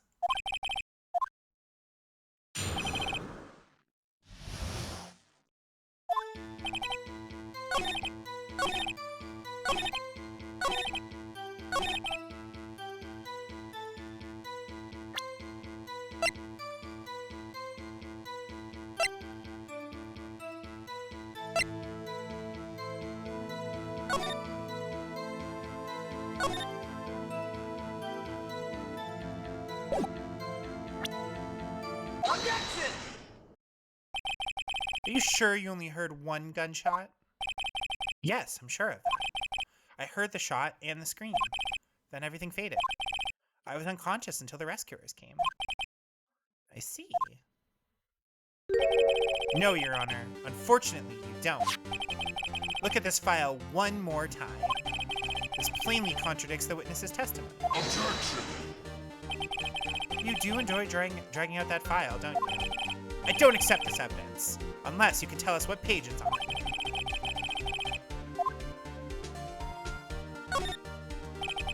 Look at the victim data in this file. It says it quite plainly. The murder weapon was fired twice. Miles Edgeworth only heard one gunshot, yet the murder weapon was fired twice. The first shot was the accidental firing when the pistol was thrown. So, who fired the remaining shot? Was there perhaps another shooter who fired that second shot? Objection! Your Honor, as I'm sure you're aware, this incident occurred 15 years ago. The evidence is dated. The pistol did fire twice. However, we do not know when that second shot was fired. It might have been fired the day before the incident. There's no proof that the second shot had anything to do with this incident. What? I see. You do have a point, Mr. Wright. Murder weapon was fired twice, as we have heard. One of those shots was fired by the defendant, a boy at the time. Do you have any proof that the other shot fired had something to do with the case?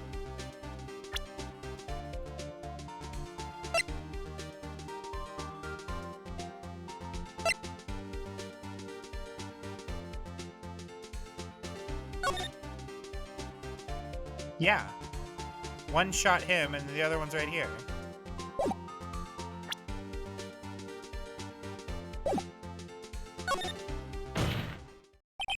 Your Honor, I think I'll be able to show you proof. What? Impossible! Now, Mr. Von Karma, save your surprise for after you've seen the evidence. Very well, Mr. Wright. Show us your proof. Do you have evidence that the second firing of the pistol is related to the incident? Sure do. Take that! Look at this photograph. Look at this photograph!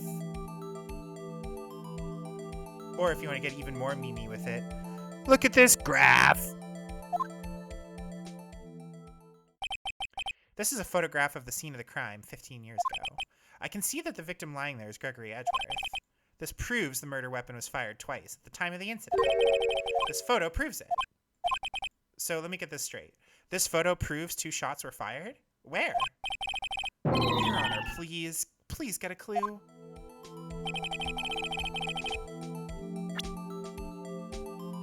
Take that!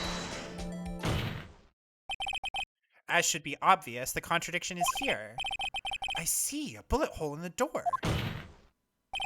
Your Honor, Gregory Edgeworth was killed by a shot from the pistol. Yet there's also a bullet hole in the elevator door. We also know that the murder weapon was fired twice. Thus, someone other than Edgeworth fired that second shot. Noticed some odd activity on the road infrastructure of your house late September, and then a tree in your yard got toilet papered a few days later. Then 4 days ago, a group of teens started screaming and swearing at your house in the same vehicle you saw, trying to start trouble. Damn.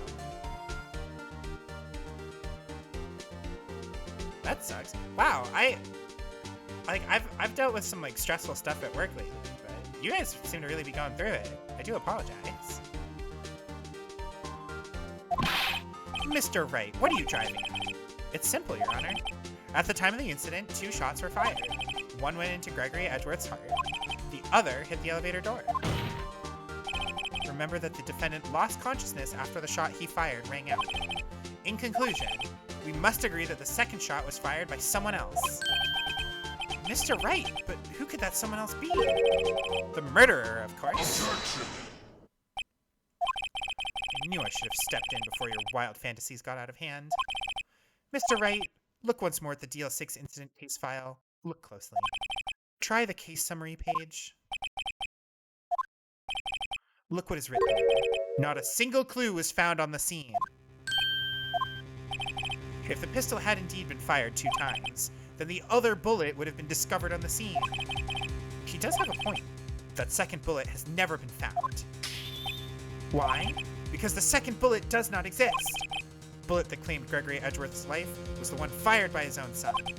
That is the truth of this matter. The whole truth. How did it autocorrect in front of to infrastructure? You know, I don't know, but I was just willing to go with it. I thought you were just using fancy words. It was undoubtedly something else that made that bullet hole. We need to reclaim ascots? Hell yeah! Are we bringing ascots back? I'll bring ascots back. I'll find new like free / fair use like model assets. I will find an appropriate ascot like outfit for the model. Mr. Wright has proven one thing to us quite clearly. Murder weapon was fired twice at the time of the incident. However, as Mr. Von Karma says, the second bullet fired was not found. It's highly unlikely that the police merely overlooked this second bullet. So all we have is the single bullet fired. I'm afraid I have to discount the defense's claim. Tisk, tisk, tisk. I praise the judge for his wisdom in this matter. Yeah, how did this happen?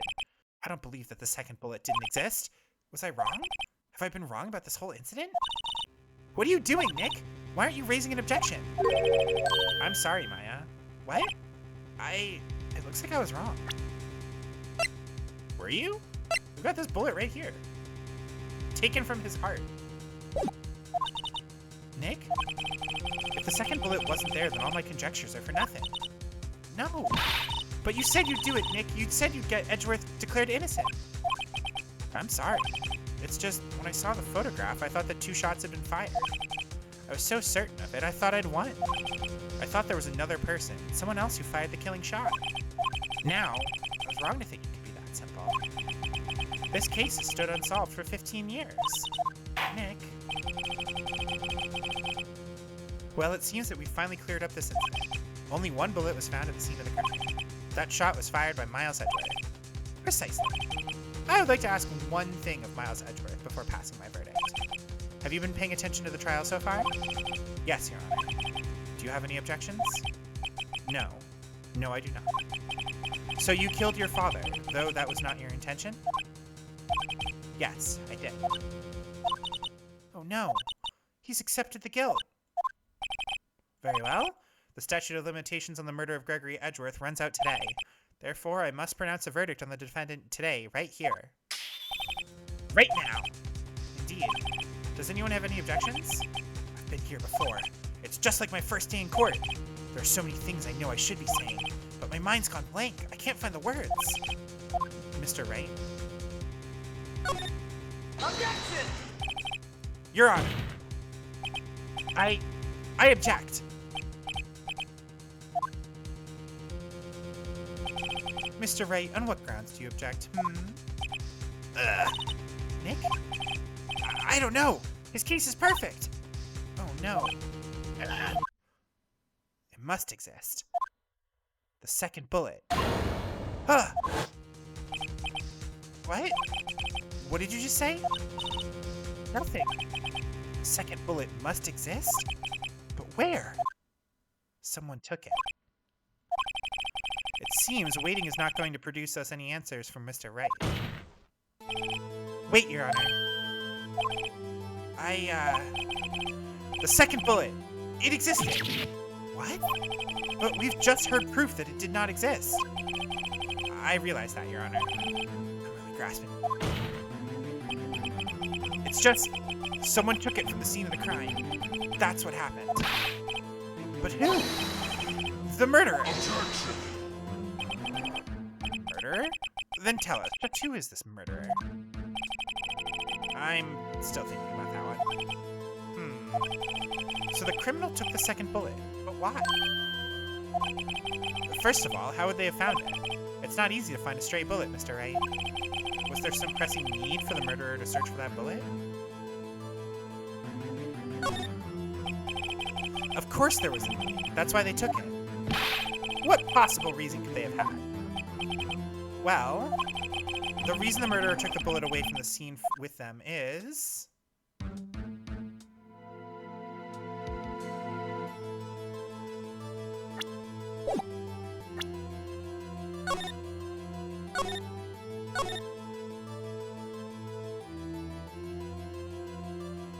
As much as this is probably Mia's ghost helping Phoenix, you like to believe this is Phoenix imagining what Mia would say because this is peak Phoenix. I'm a dumbass, but instinctively good at lying, right? Yeah, right? Like I imagine that Phoenix is like in a TTRPG where he took a series of like class features that allows him to like use lawyering with like his like instinct or wisdom or whatever instead of his intelligence. It wasn't Yogi or Edgeworth. They passed out first. Yeah, there you go. Now you're getting it, Cypher. Someone shot him after getting the elevator, but yeah.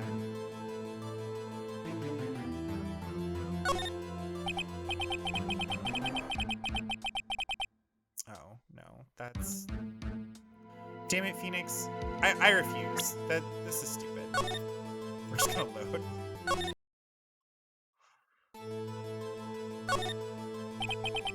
Well, the murderer was a very cautious sort, you see. That's why the murderer had to search for that bullet. If that's the case, then they should have taken the bullet from inside Gregory as well. Huh? Why would they only take one of the 2 shots fired? Oh, right. Have you really thought this through? I'm gonna have to count this here. Okay.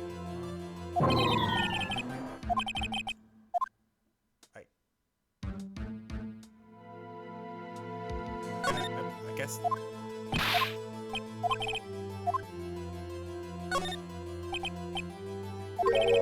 Roof? It was a special bullet, so they took it to them. That's stupid.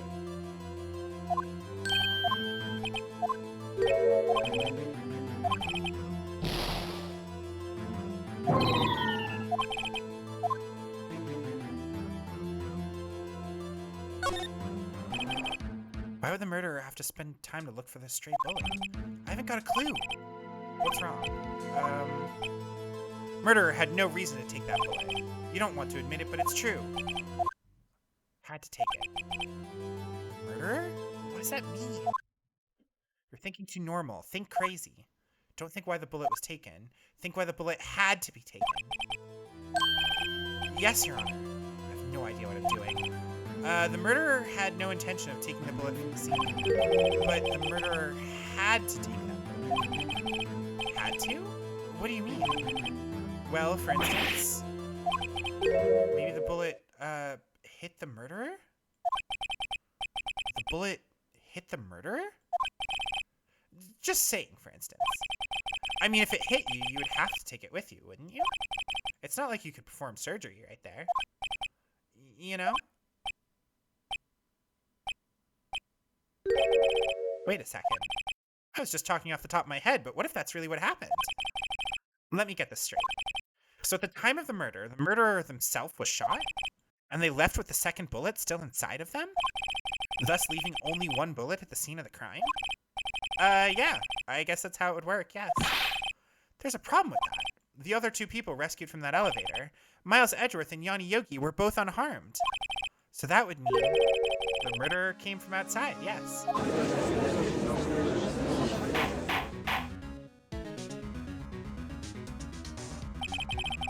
The two men fight inside the elevator. Trying to stop them, the boy picks up the pistol at his feet and throws it. The pistol discharges and the bullet goes through the elevator door and hits the murderer outside. Speaking of bullshit and something sticks, that's the high school English class paper way, baby. You just throw shit at the wall and eventually you go, oh, wait a minute, I actually have something here. Boy loses consciousness. Then the murderer opens the elevator door and sees the men inside. Mr. Wright, you are truly the most unpredictable defense attorney I've ever known. I can tell you're grasping, yet I cannot deny the possibility of what you say. Objection. What are you saying? Deny it! Deny it! No one involved with the incident was wounded. There was no murderer. No one was wounded at the time of the incident. He's right. I can't think of anyone. Hey, Nick. I just thought of something really crazy. Remember what Mr. Grossberg said yesterday? Gregory Edgeworth dealt a blow to his perfect trial record. Must have been quite a shock for Von Karma. He took a vacation for several months. Von Karma's an even harder loser than you gave him credit for. Yeah, Von Karma has, like, a compulsion. Like, he is both evil and also unwell. What if Von Karma didn't take that vacation because of shock, but took it because he was injured? Which would mean, it could only mean one thing. He was the murderer in the DL6 incident. He was the man who shot Gregory Edgeworth. It was Von Karma. Is something wrong, Mr. Wright? You seem dazed. No, Your Honor. Well, you have indicated the possibility that the murderer came from outside. Can you give us the name of your suspect? Uh-oh. Should I come out and say it now?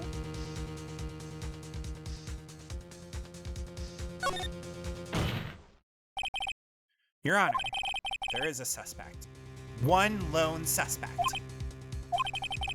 Well, this is certainly interesting news. Very well, Mr. Wright. Who is your suspect? Hands are shaking. The what? Von Karma. Von Karma?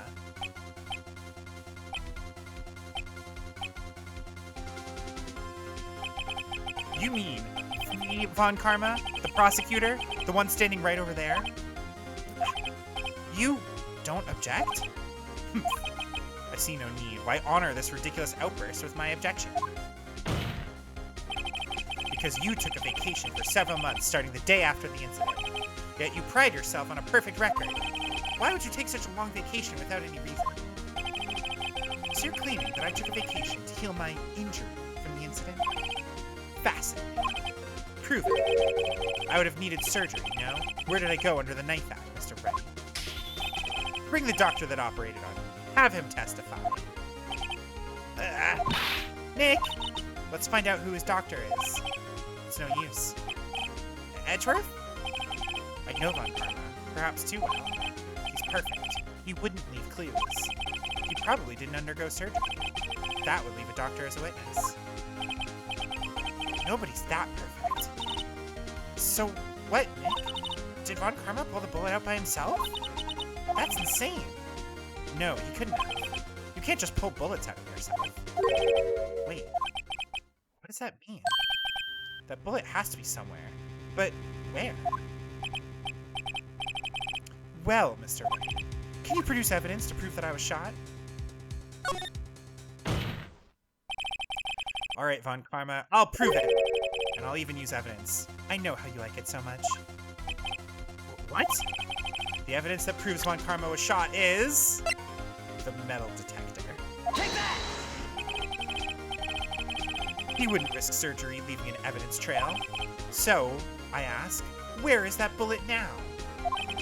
I think it unlikely that Von Karma performed surgery on himself. You don't mean... do. There's the possibility that the bullet is still inside Von Karma. Is that even possible for all these years? Well, there's one way to find out. We could use this metal detector. Well, Von Karma, I'm gonna run this over you and see what we find. They refuse! You refuse?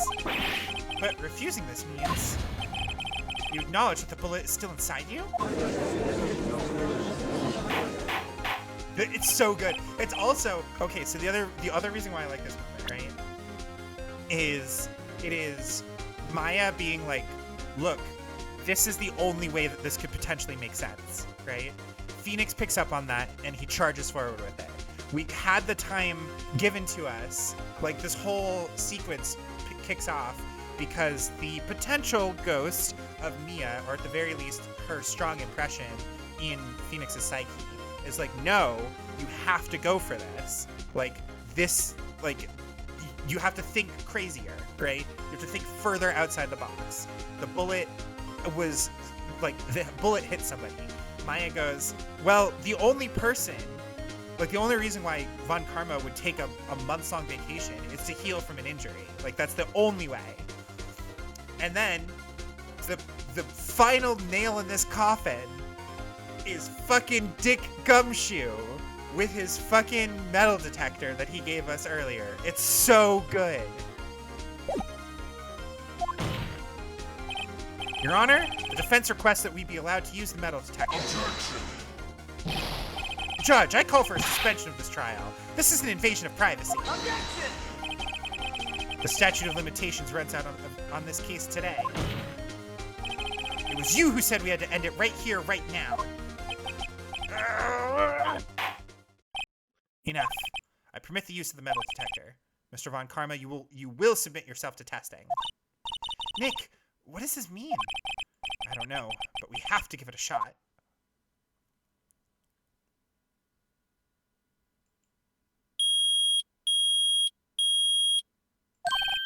It reacted. Something's inside his right shoulder. A bullet. Mr. Von Karma? You. It was you! I was afraid this would happen. And so I remained silent. Indeed, there is a bullet in my shoulder. However, it has nothing to do with this incident. What? I was shot in the shoulder long before the DL6 incident. I claim that the bullet in my shoulder has no relation to DL6. But, Mr. Von Karma, can you prove that? Prove? I have no obligation to prove anything. It is Mr. Wright who must prove something here, not I. Mr. Wright? Well, can you prove it? Can you prove that the bullet in Von Karma's shoulder was from DL6? Of course you can't. You don't have any of the DL6 evidence. That's because you took it out of the records room yesterday. With no proof, you cannot convict me of any crime. So sorry, Mr. Wright. No, I'm the one who's sorry, Mr. Von Karma. What? You were close. 1 day away from freedom. But you see, I have proof. What? Who would have thought you would dig your own grave trying to convict Edgeworth? I can link that bullet in your shoulder to the DL6 incident. And here's my final proof. Take that! That's a bullet? Where did you get that? This is the bullet used in the DL6 incident. This was taken from the heart of the victim, Mr. Gregory Edgeworth. The bullet is preserved quite nicely, with all the ballistic markings intact. Ballistic markings. You may recall the term. It came up in the first trial 2 days ago. Ballistic markings are the fingerprints of a weapon. All bullets fired from a gun are marked with that weapon's unique pattern. By examining the markings, you can tell which weapon fired the bullet. Quite accurate. We have 2 bullets in our possession. One, the bullet removed from Gregory Edgeworth's heart. The other, Mr. Von Karma, is the bullet buried in your shoulder. We could analyze both bullets. Then, if the markings matched, we would know that both bullets had been fired from the same gun, the very same pistol. In other words, the murder weapon that killed Gregory Edgeworth. Mr. Von Karma, you will let us remove the bullet from your shoulder. Then we'll compare the ballistic markings to those on this bullet. And solve this case once and for all. Well, Mr. Von Karma?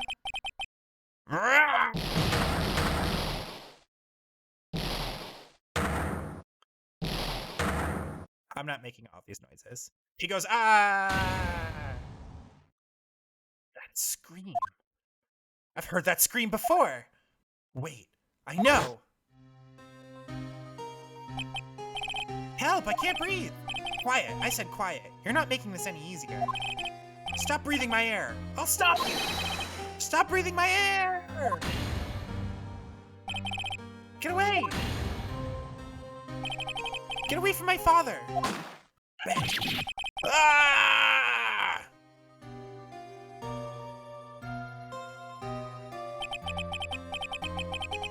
It's that scream I heard in the elevator 15 years ago. Von Karma, it was you who screamed.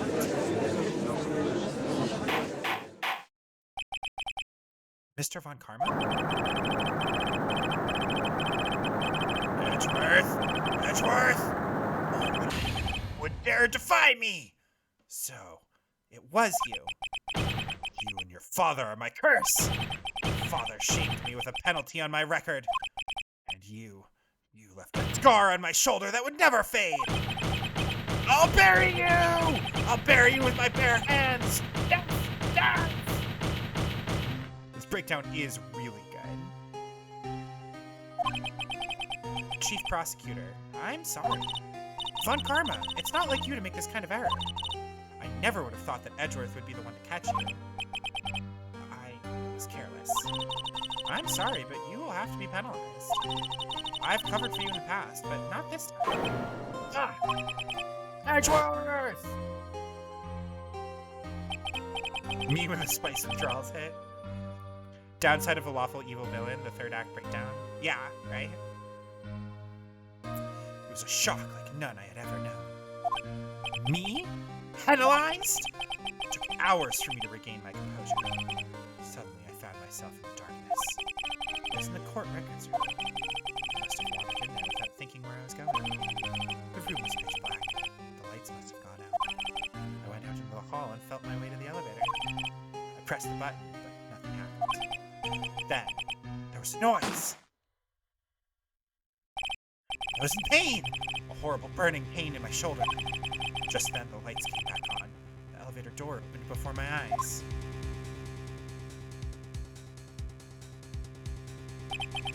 I saw 3 people inside, all lying unconscious from oxygen deprivation. Much to my surprise, a pistol lay at my feet. I knew then it was destiny.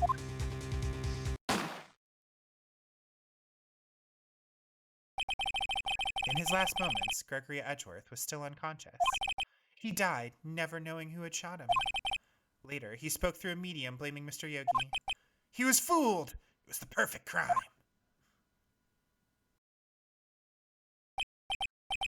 Tisk, tisk, tisk.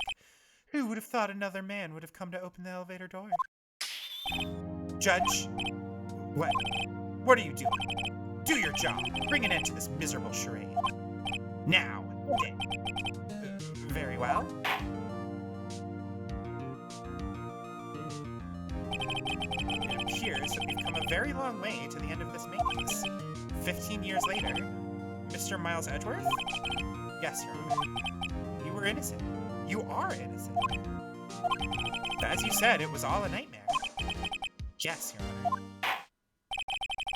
This court finds the defendant, Mr. Miles Edgeworth, not guilty again.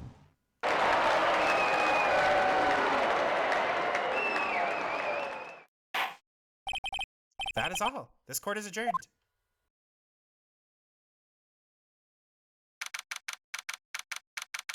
Holy shit, it's not even like super late.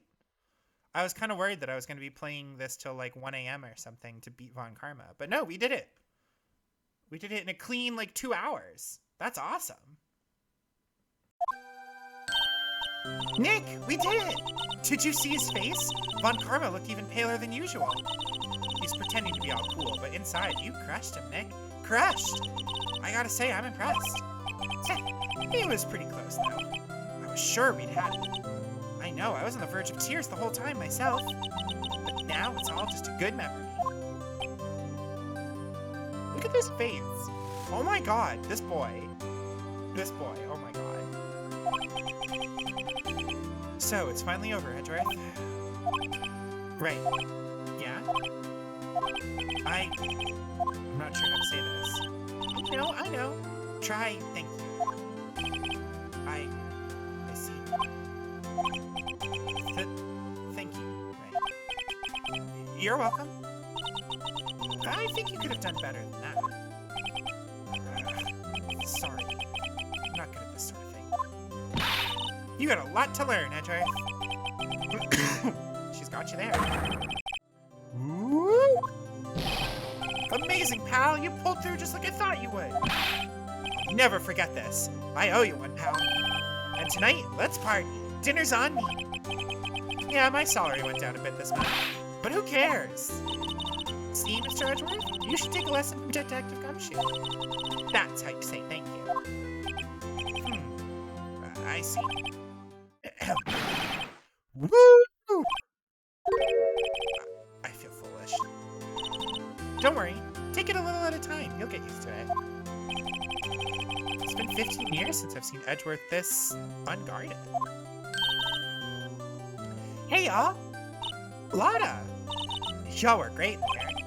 Thank you. Yo, Edgeworth, congrats. Thank y'all very much. I knew you were innocent from the start, of course. Just look at you. You wouldn't stick your hand in the cookie jar even if no one was there. You were the witness on the first day of the trial, weren't you? Yeah, well, let bygones be bygones, eh? Speaking of which, what are you doing now, Lotta? Who, me? Oh, I went back to college. I gave up trying to be an investigative photographer pretty quick. Really? That's too bad. Huh? Isn't that the hot dog guy from the park? Huh? It's over, Nick! My life is over! Why the sad face, Larry? What happened now? Also, can we snooze that ad when it gets close to the ending there? Like when it gets close to the countdown? I think we can get through this final bit with without the interruptions. Oh, Nick, I'm not long for this world. You don't look sick. It's Keontae. She's leaving me behind. Should have seen that coming. Yo, Edgy, there you are. Yes, here I am.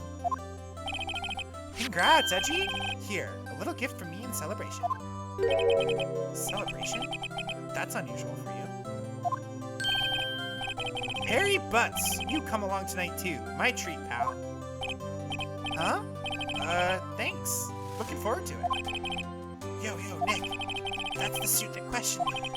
When he says treat, that's not police talk for prison food, right? Right? I think you'll be fine, Larry. Right? Yeah? What's up? That envelope that Larry gave me. It's got money in it. Well, yeah. That's not that strange. People give money away to celebrate sometimes. It's $38, right? Huh. What a weird amount. I mean, it's not a little, but it's not a lot either. $38 exactly? Nick! Wasn't that exactly the amount of lunch money that was stolen from Mr. Edgeworth in school? $38! No. No! Larry, it was you! What are you so surprised about, right? Huh?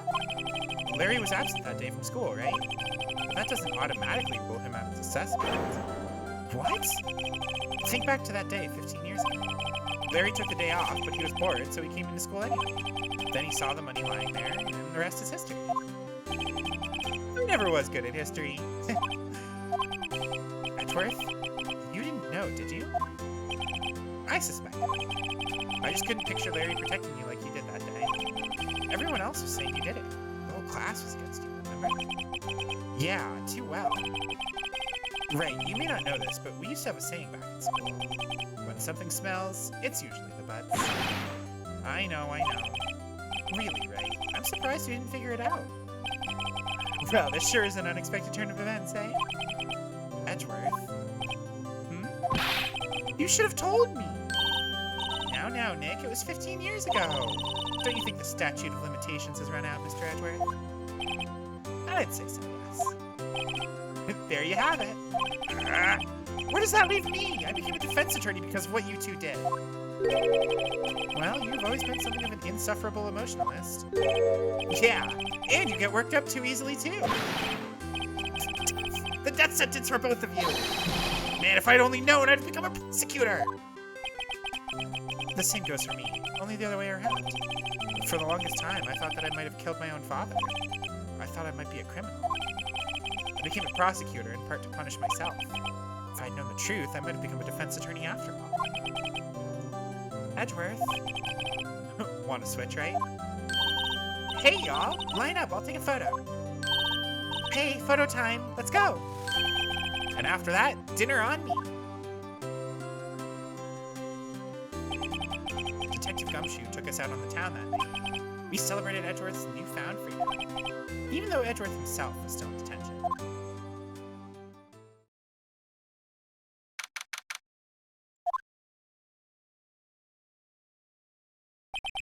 Whoa. I went a little overboard yesterday. My head hurts. Huh? It's still only 5 o'clock. Maybe I should go to sleep. Huh? What's this? A letter? Good morning, Nick. You were really impressive yesterday. Seeing you, it made me think about what I'm doing here. I'm a spirit medium. In training, of course. I wanted to help Mr. Edgeworth, too. I wanted to help you. But I couldn't. I was useless. So I've decided to go back to my training. Become a full-fledged spirit medium, for starters. I couldn't say it to your face, so I left this letter. Goodbye, Nick. Goodbye? What time is it? Ow! First trains for the mountains have already left. To the station!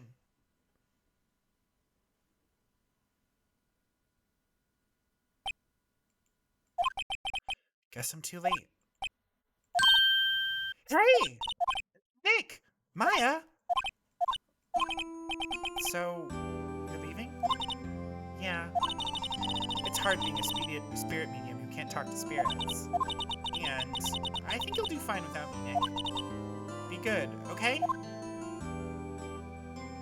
Hold it! Wait! What? You never could have saved Edgeworth without your help. Huh? On the last day of the trial, I heard her. I heard Mia's voice. You heard my sister? Yes. Only her voice, but still. It was at the very end when I thought we'd lost everything. Well, that's my sister for you. Detective Gumshoe helped, and Mr. Grossberg, and even Larry.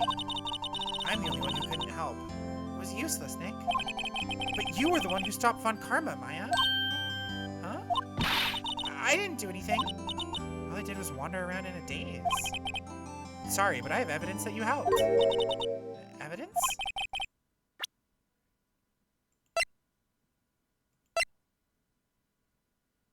Take that! A bullet? Von Karma was convinced he had taken all the evidence pertaining to DL6. But you were the one who rescued the last piece of evidence we needed. This was the bullet that put an end to Von Karma. And you were the one who gave it to me. Nick. Thanks, Maya. I couldn't have done it without you. I'll be back soon. Huh? I'm gonna complete my training and come back. Okay. I'll be waiting. Of course you will. You can't run that office by yourself. You're hopeless. Oh no! We ran out of snoozes. We're in an ad break. We got so close.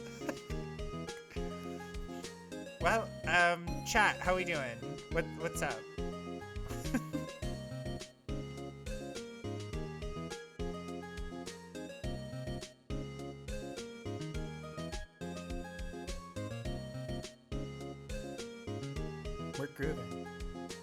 You're chilling in Dune? Hell yeah.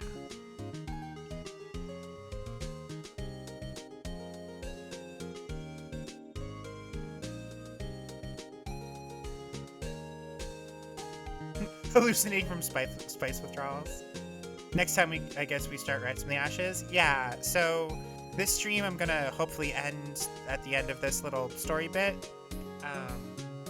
And Rise from the Ashes we will start for the next stream, which would be Thursday probably.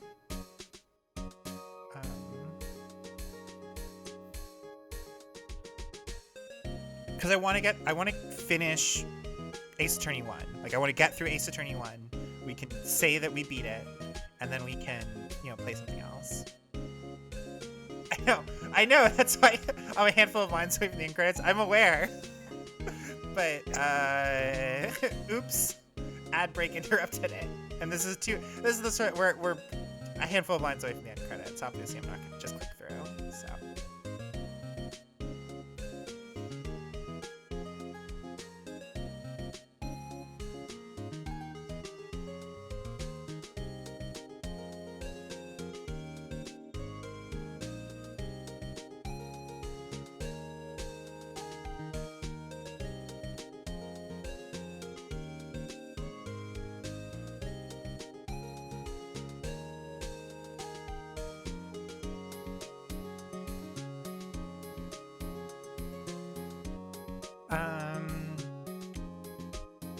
Let's see. What else? Here's a question for you guys. So I've been playing Metaphor ReFantasio kind of on my off time or on nights that I'm not up to proper streaming. Would you want me to maybe do casual streams of them in the Discord? Because I could do that. Metaphor is a game, if you guys didn't mind not having perfect continuity of those streams, I would gladly have Discord nights where if I'm not up for a full stream or what have you, that we maybe play Metaphor and I just stream it to a VC or something.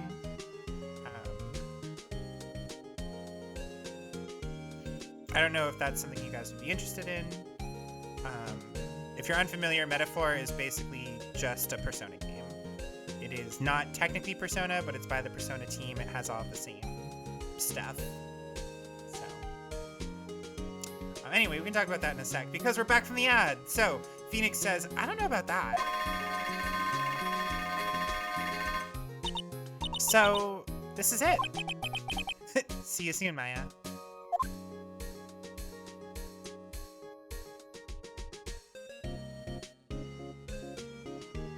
Thanks, Nick. And so my story ends. Time to turn a new page and say goodbye to the novice defense attorney that I once was. Now a new story begins. With the same old crazy cast of characters. Ha! Don't think you've graduated yet, amateur. Mr. Wright, perhaps you'd like to rethink that claim? Yes, Your Honor. Uh-oh, I got a bad feeling about this. Objection!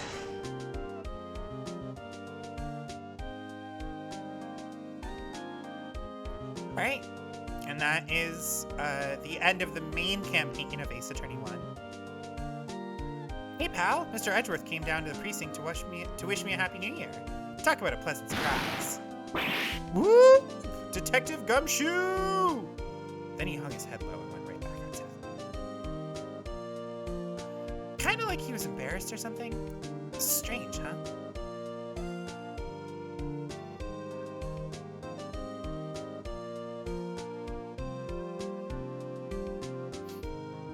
But yeah, sometimes I'm just like, I need to play an RPG that is not what we're currently streaming.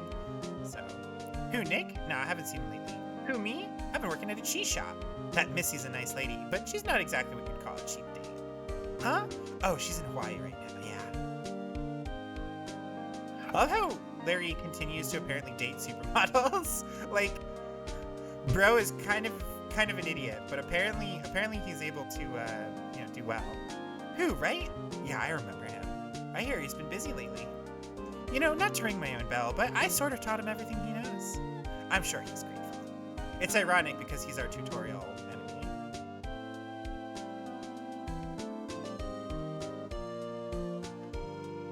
Yeah, apparently Larry does something to attract the ladies.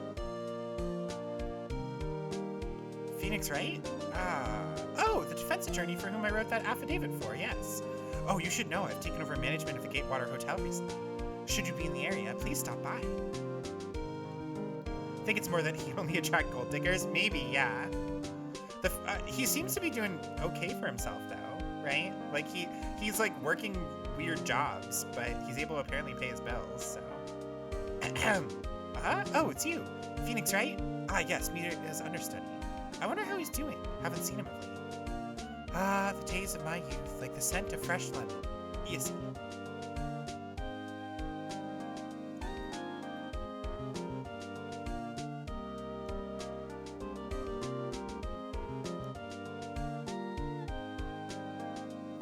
Phoenix, right?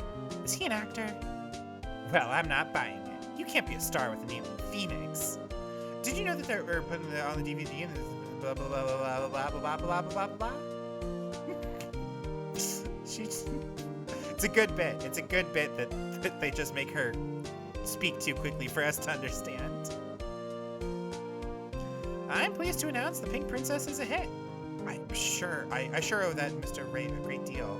I'm keeping my face out of the public eye till the show's over. I wouldn't want to ruin any kid's dreams, you know?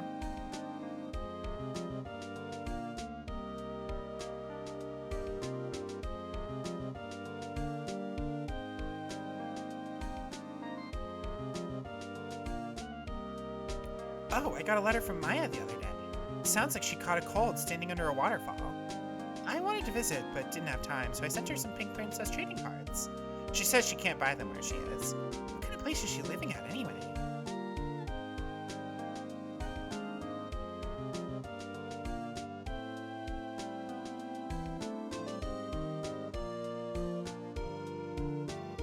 Right? Who's that? You want to talk? Let's talk Pink Princess. All right. But, you know, I snuck into the studio the other day, and I saw her. The one inside the Pink Princess suit. Ugh, what a dog. It was kind of a shock for a boy of my tender age. Wow, he's the worst. Oh my goodness.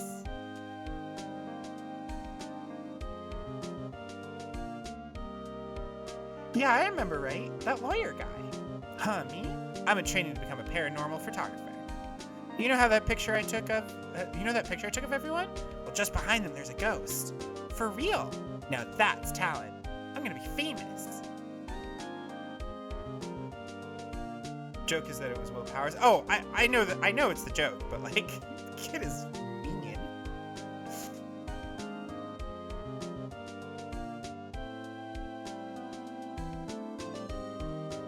And here we go. This is proof that the confetti is in fact just gumshoe. Hold it! Brand new episode has been added.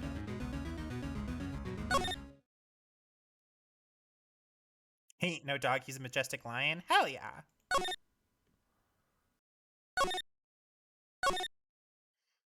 The true final boss of Ace Attorney #1. It's a blue badger. Okay, so here we're gonna, I guess we do the thing.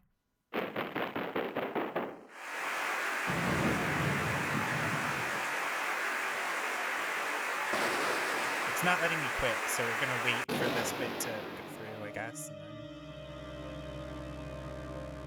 Man, look at these DS graphics. It's moving and everything. And they're in 3D. Cliffhanger opening, isn't it? Yeah, exactly. See, I totally planned it this way.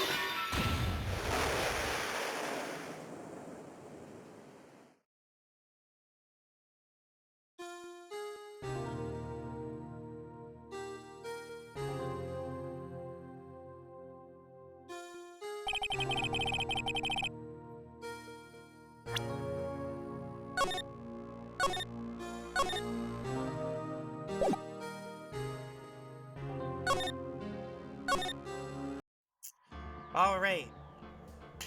Everybody, thank you so much for watching me beat up Von Karma in a battle of wits with the help of the power of friendship and stuff.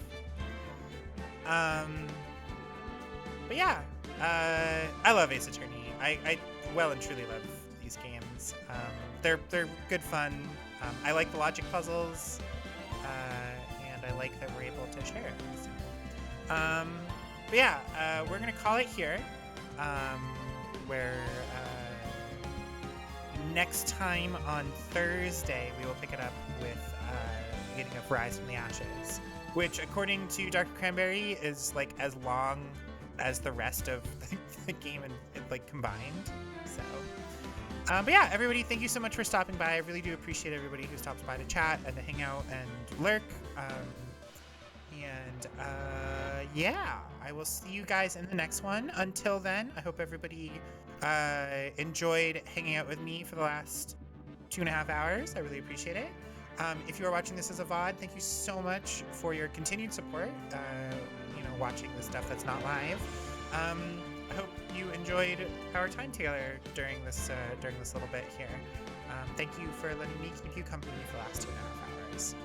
And yeah, I think that's about it. So I hope everybody has a lovely morning, afternoon, evening, nighttime, whatever time of day it happens to be for you as you are watching this. And yeah, I will see you guys soon until our paths cross again in this big wide universe of ours, in my particular corner of this particular little galaxy.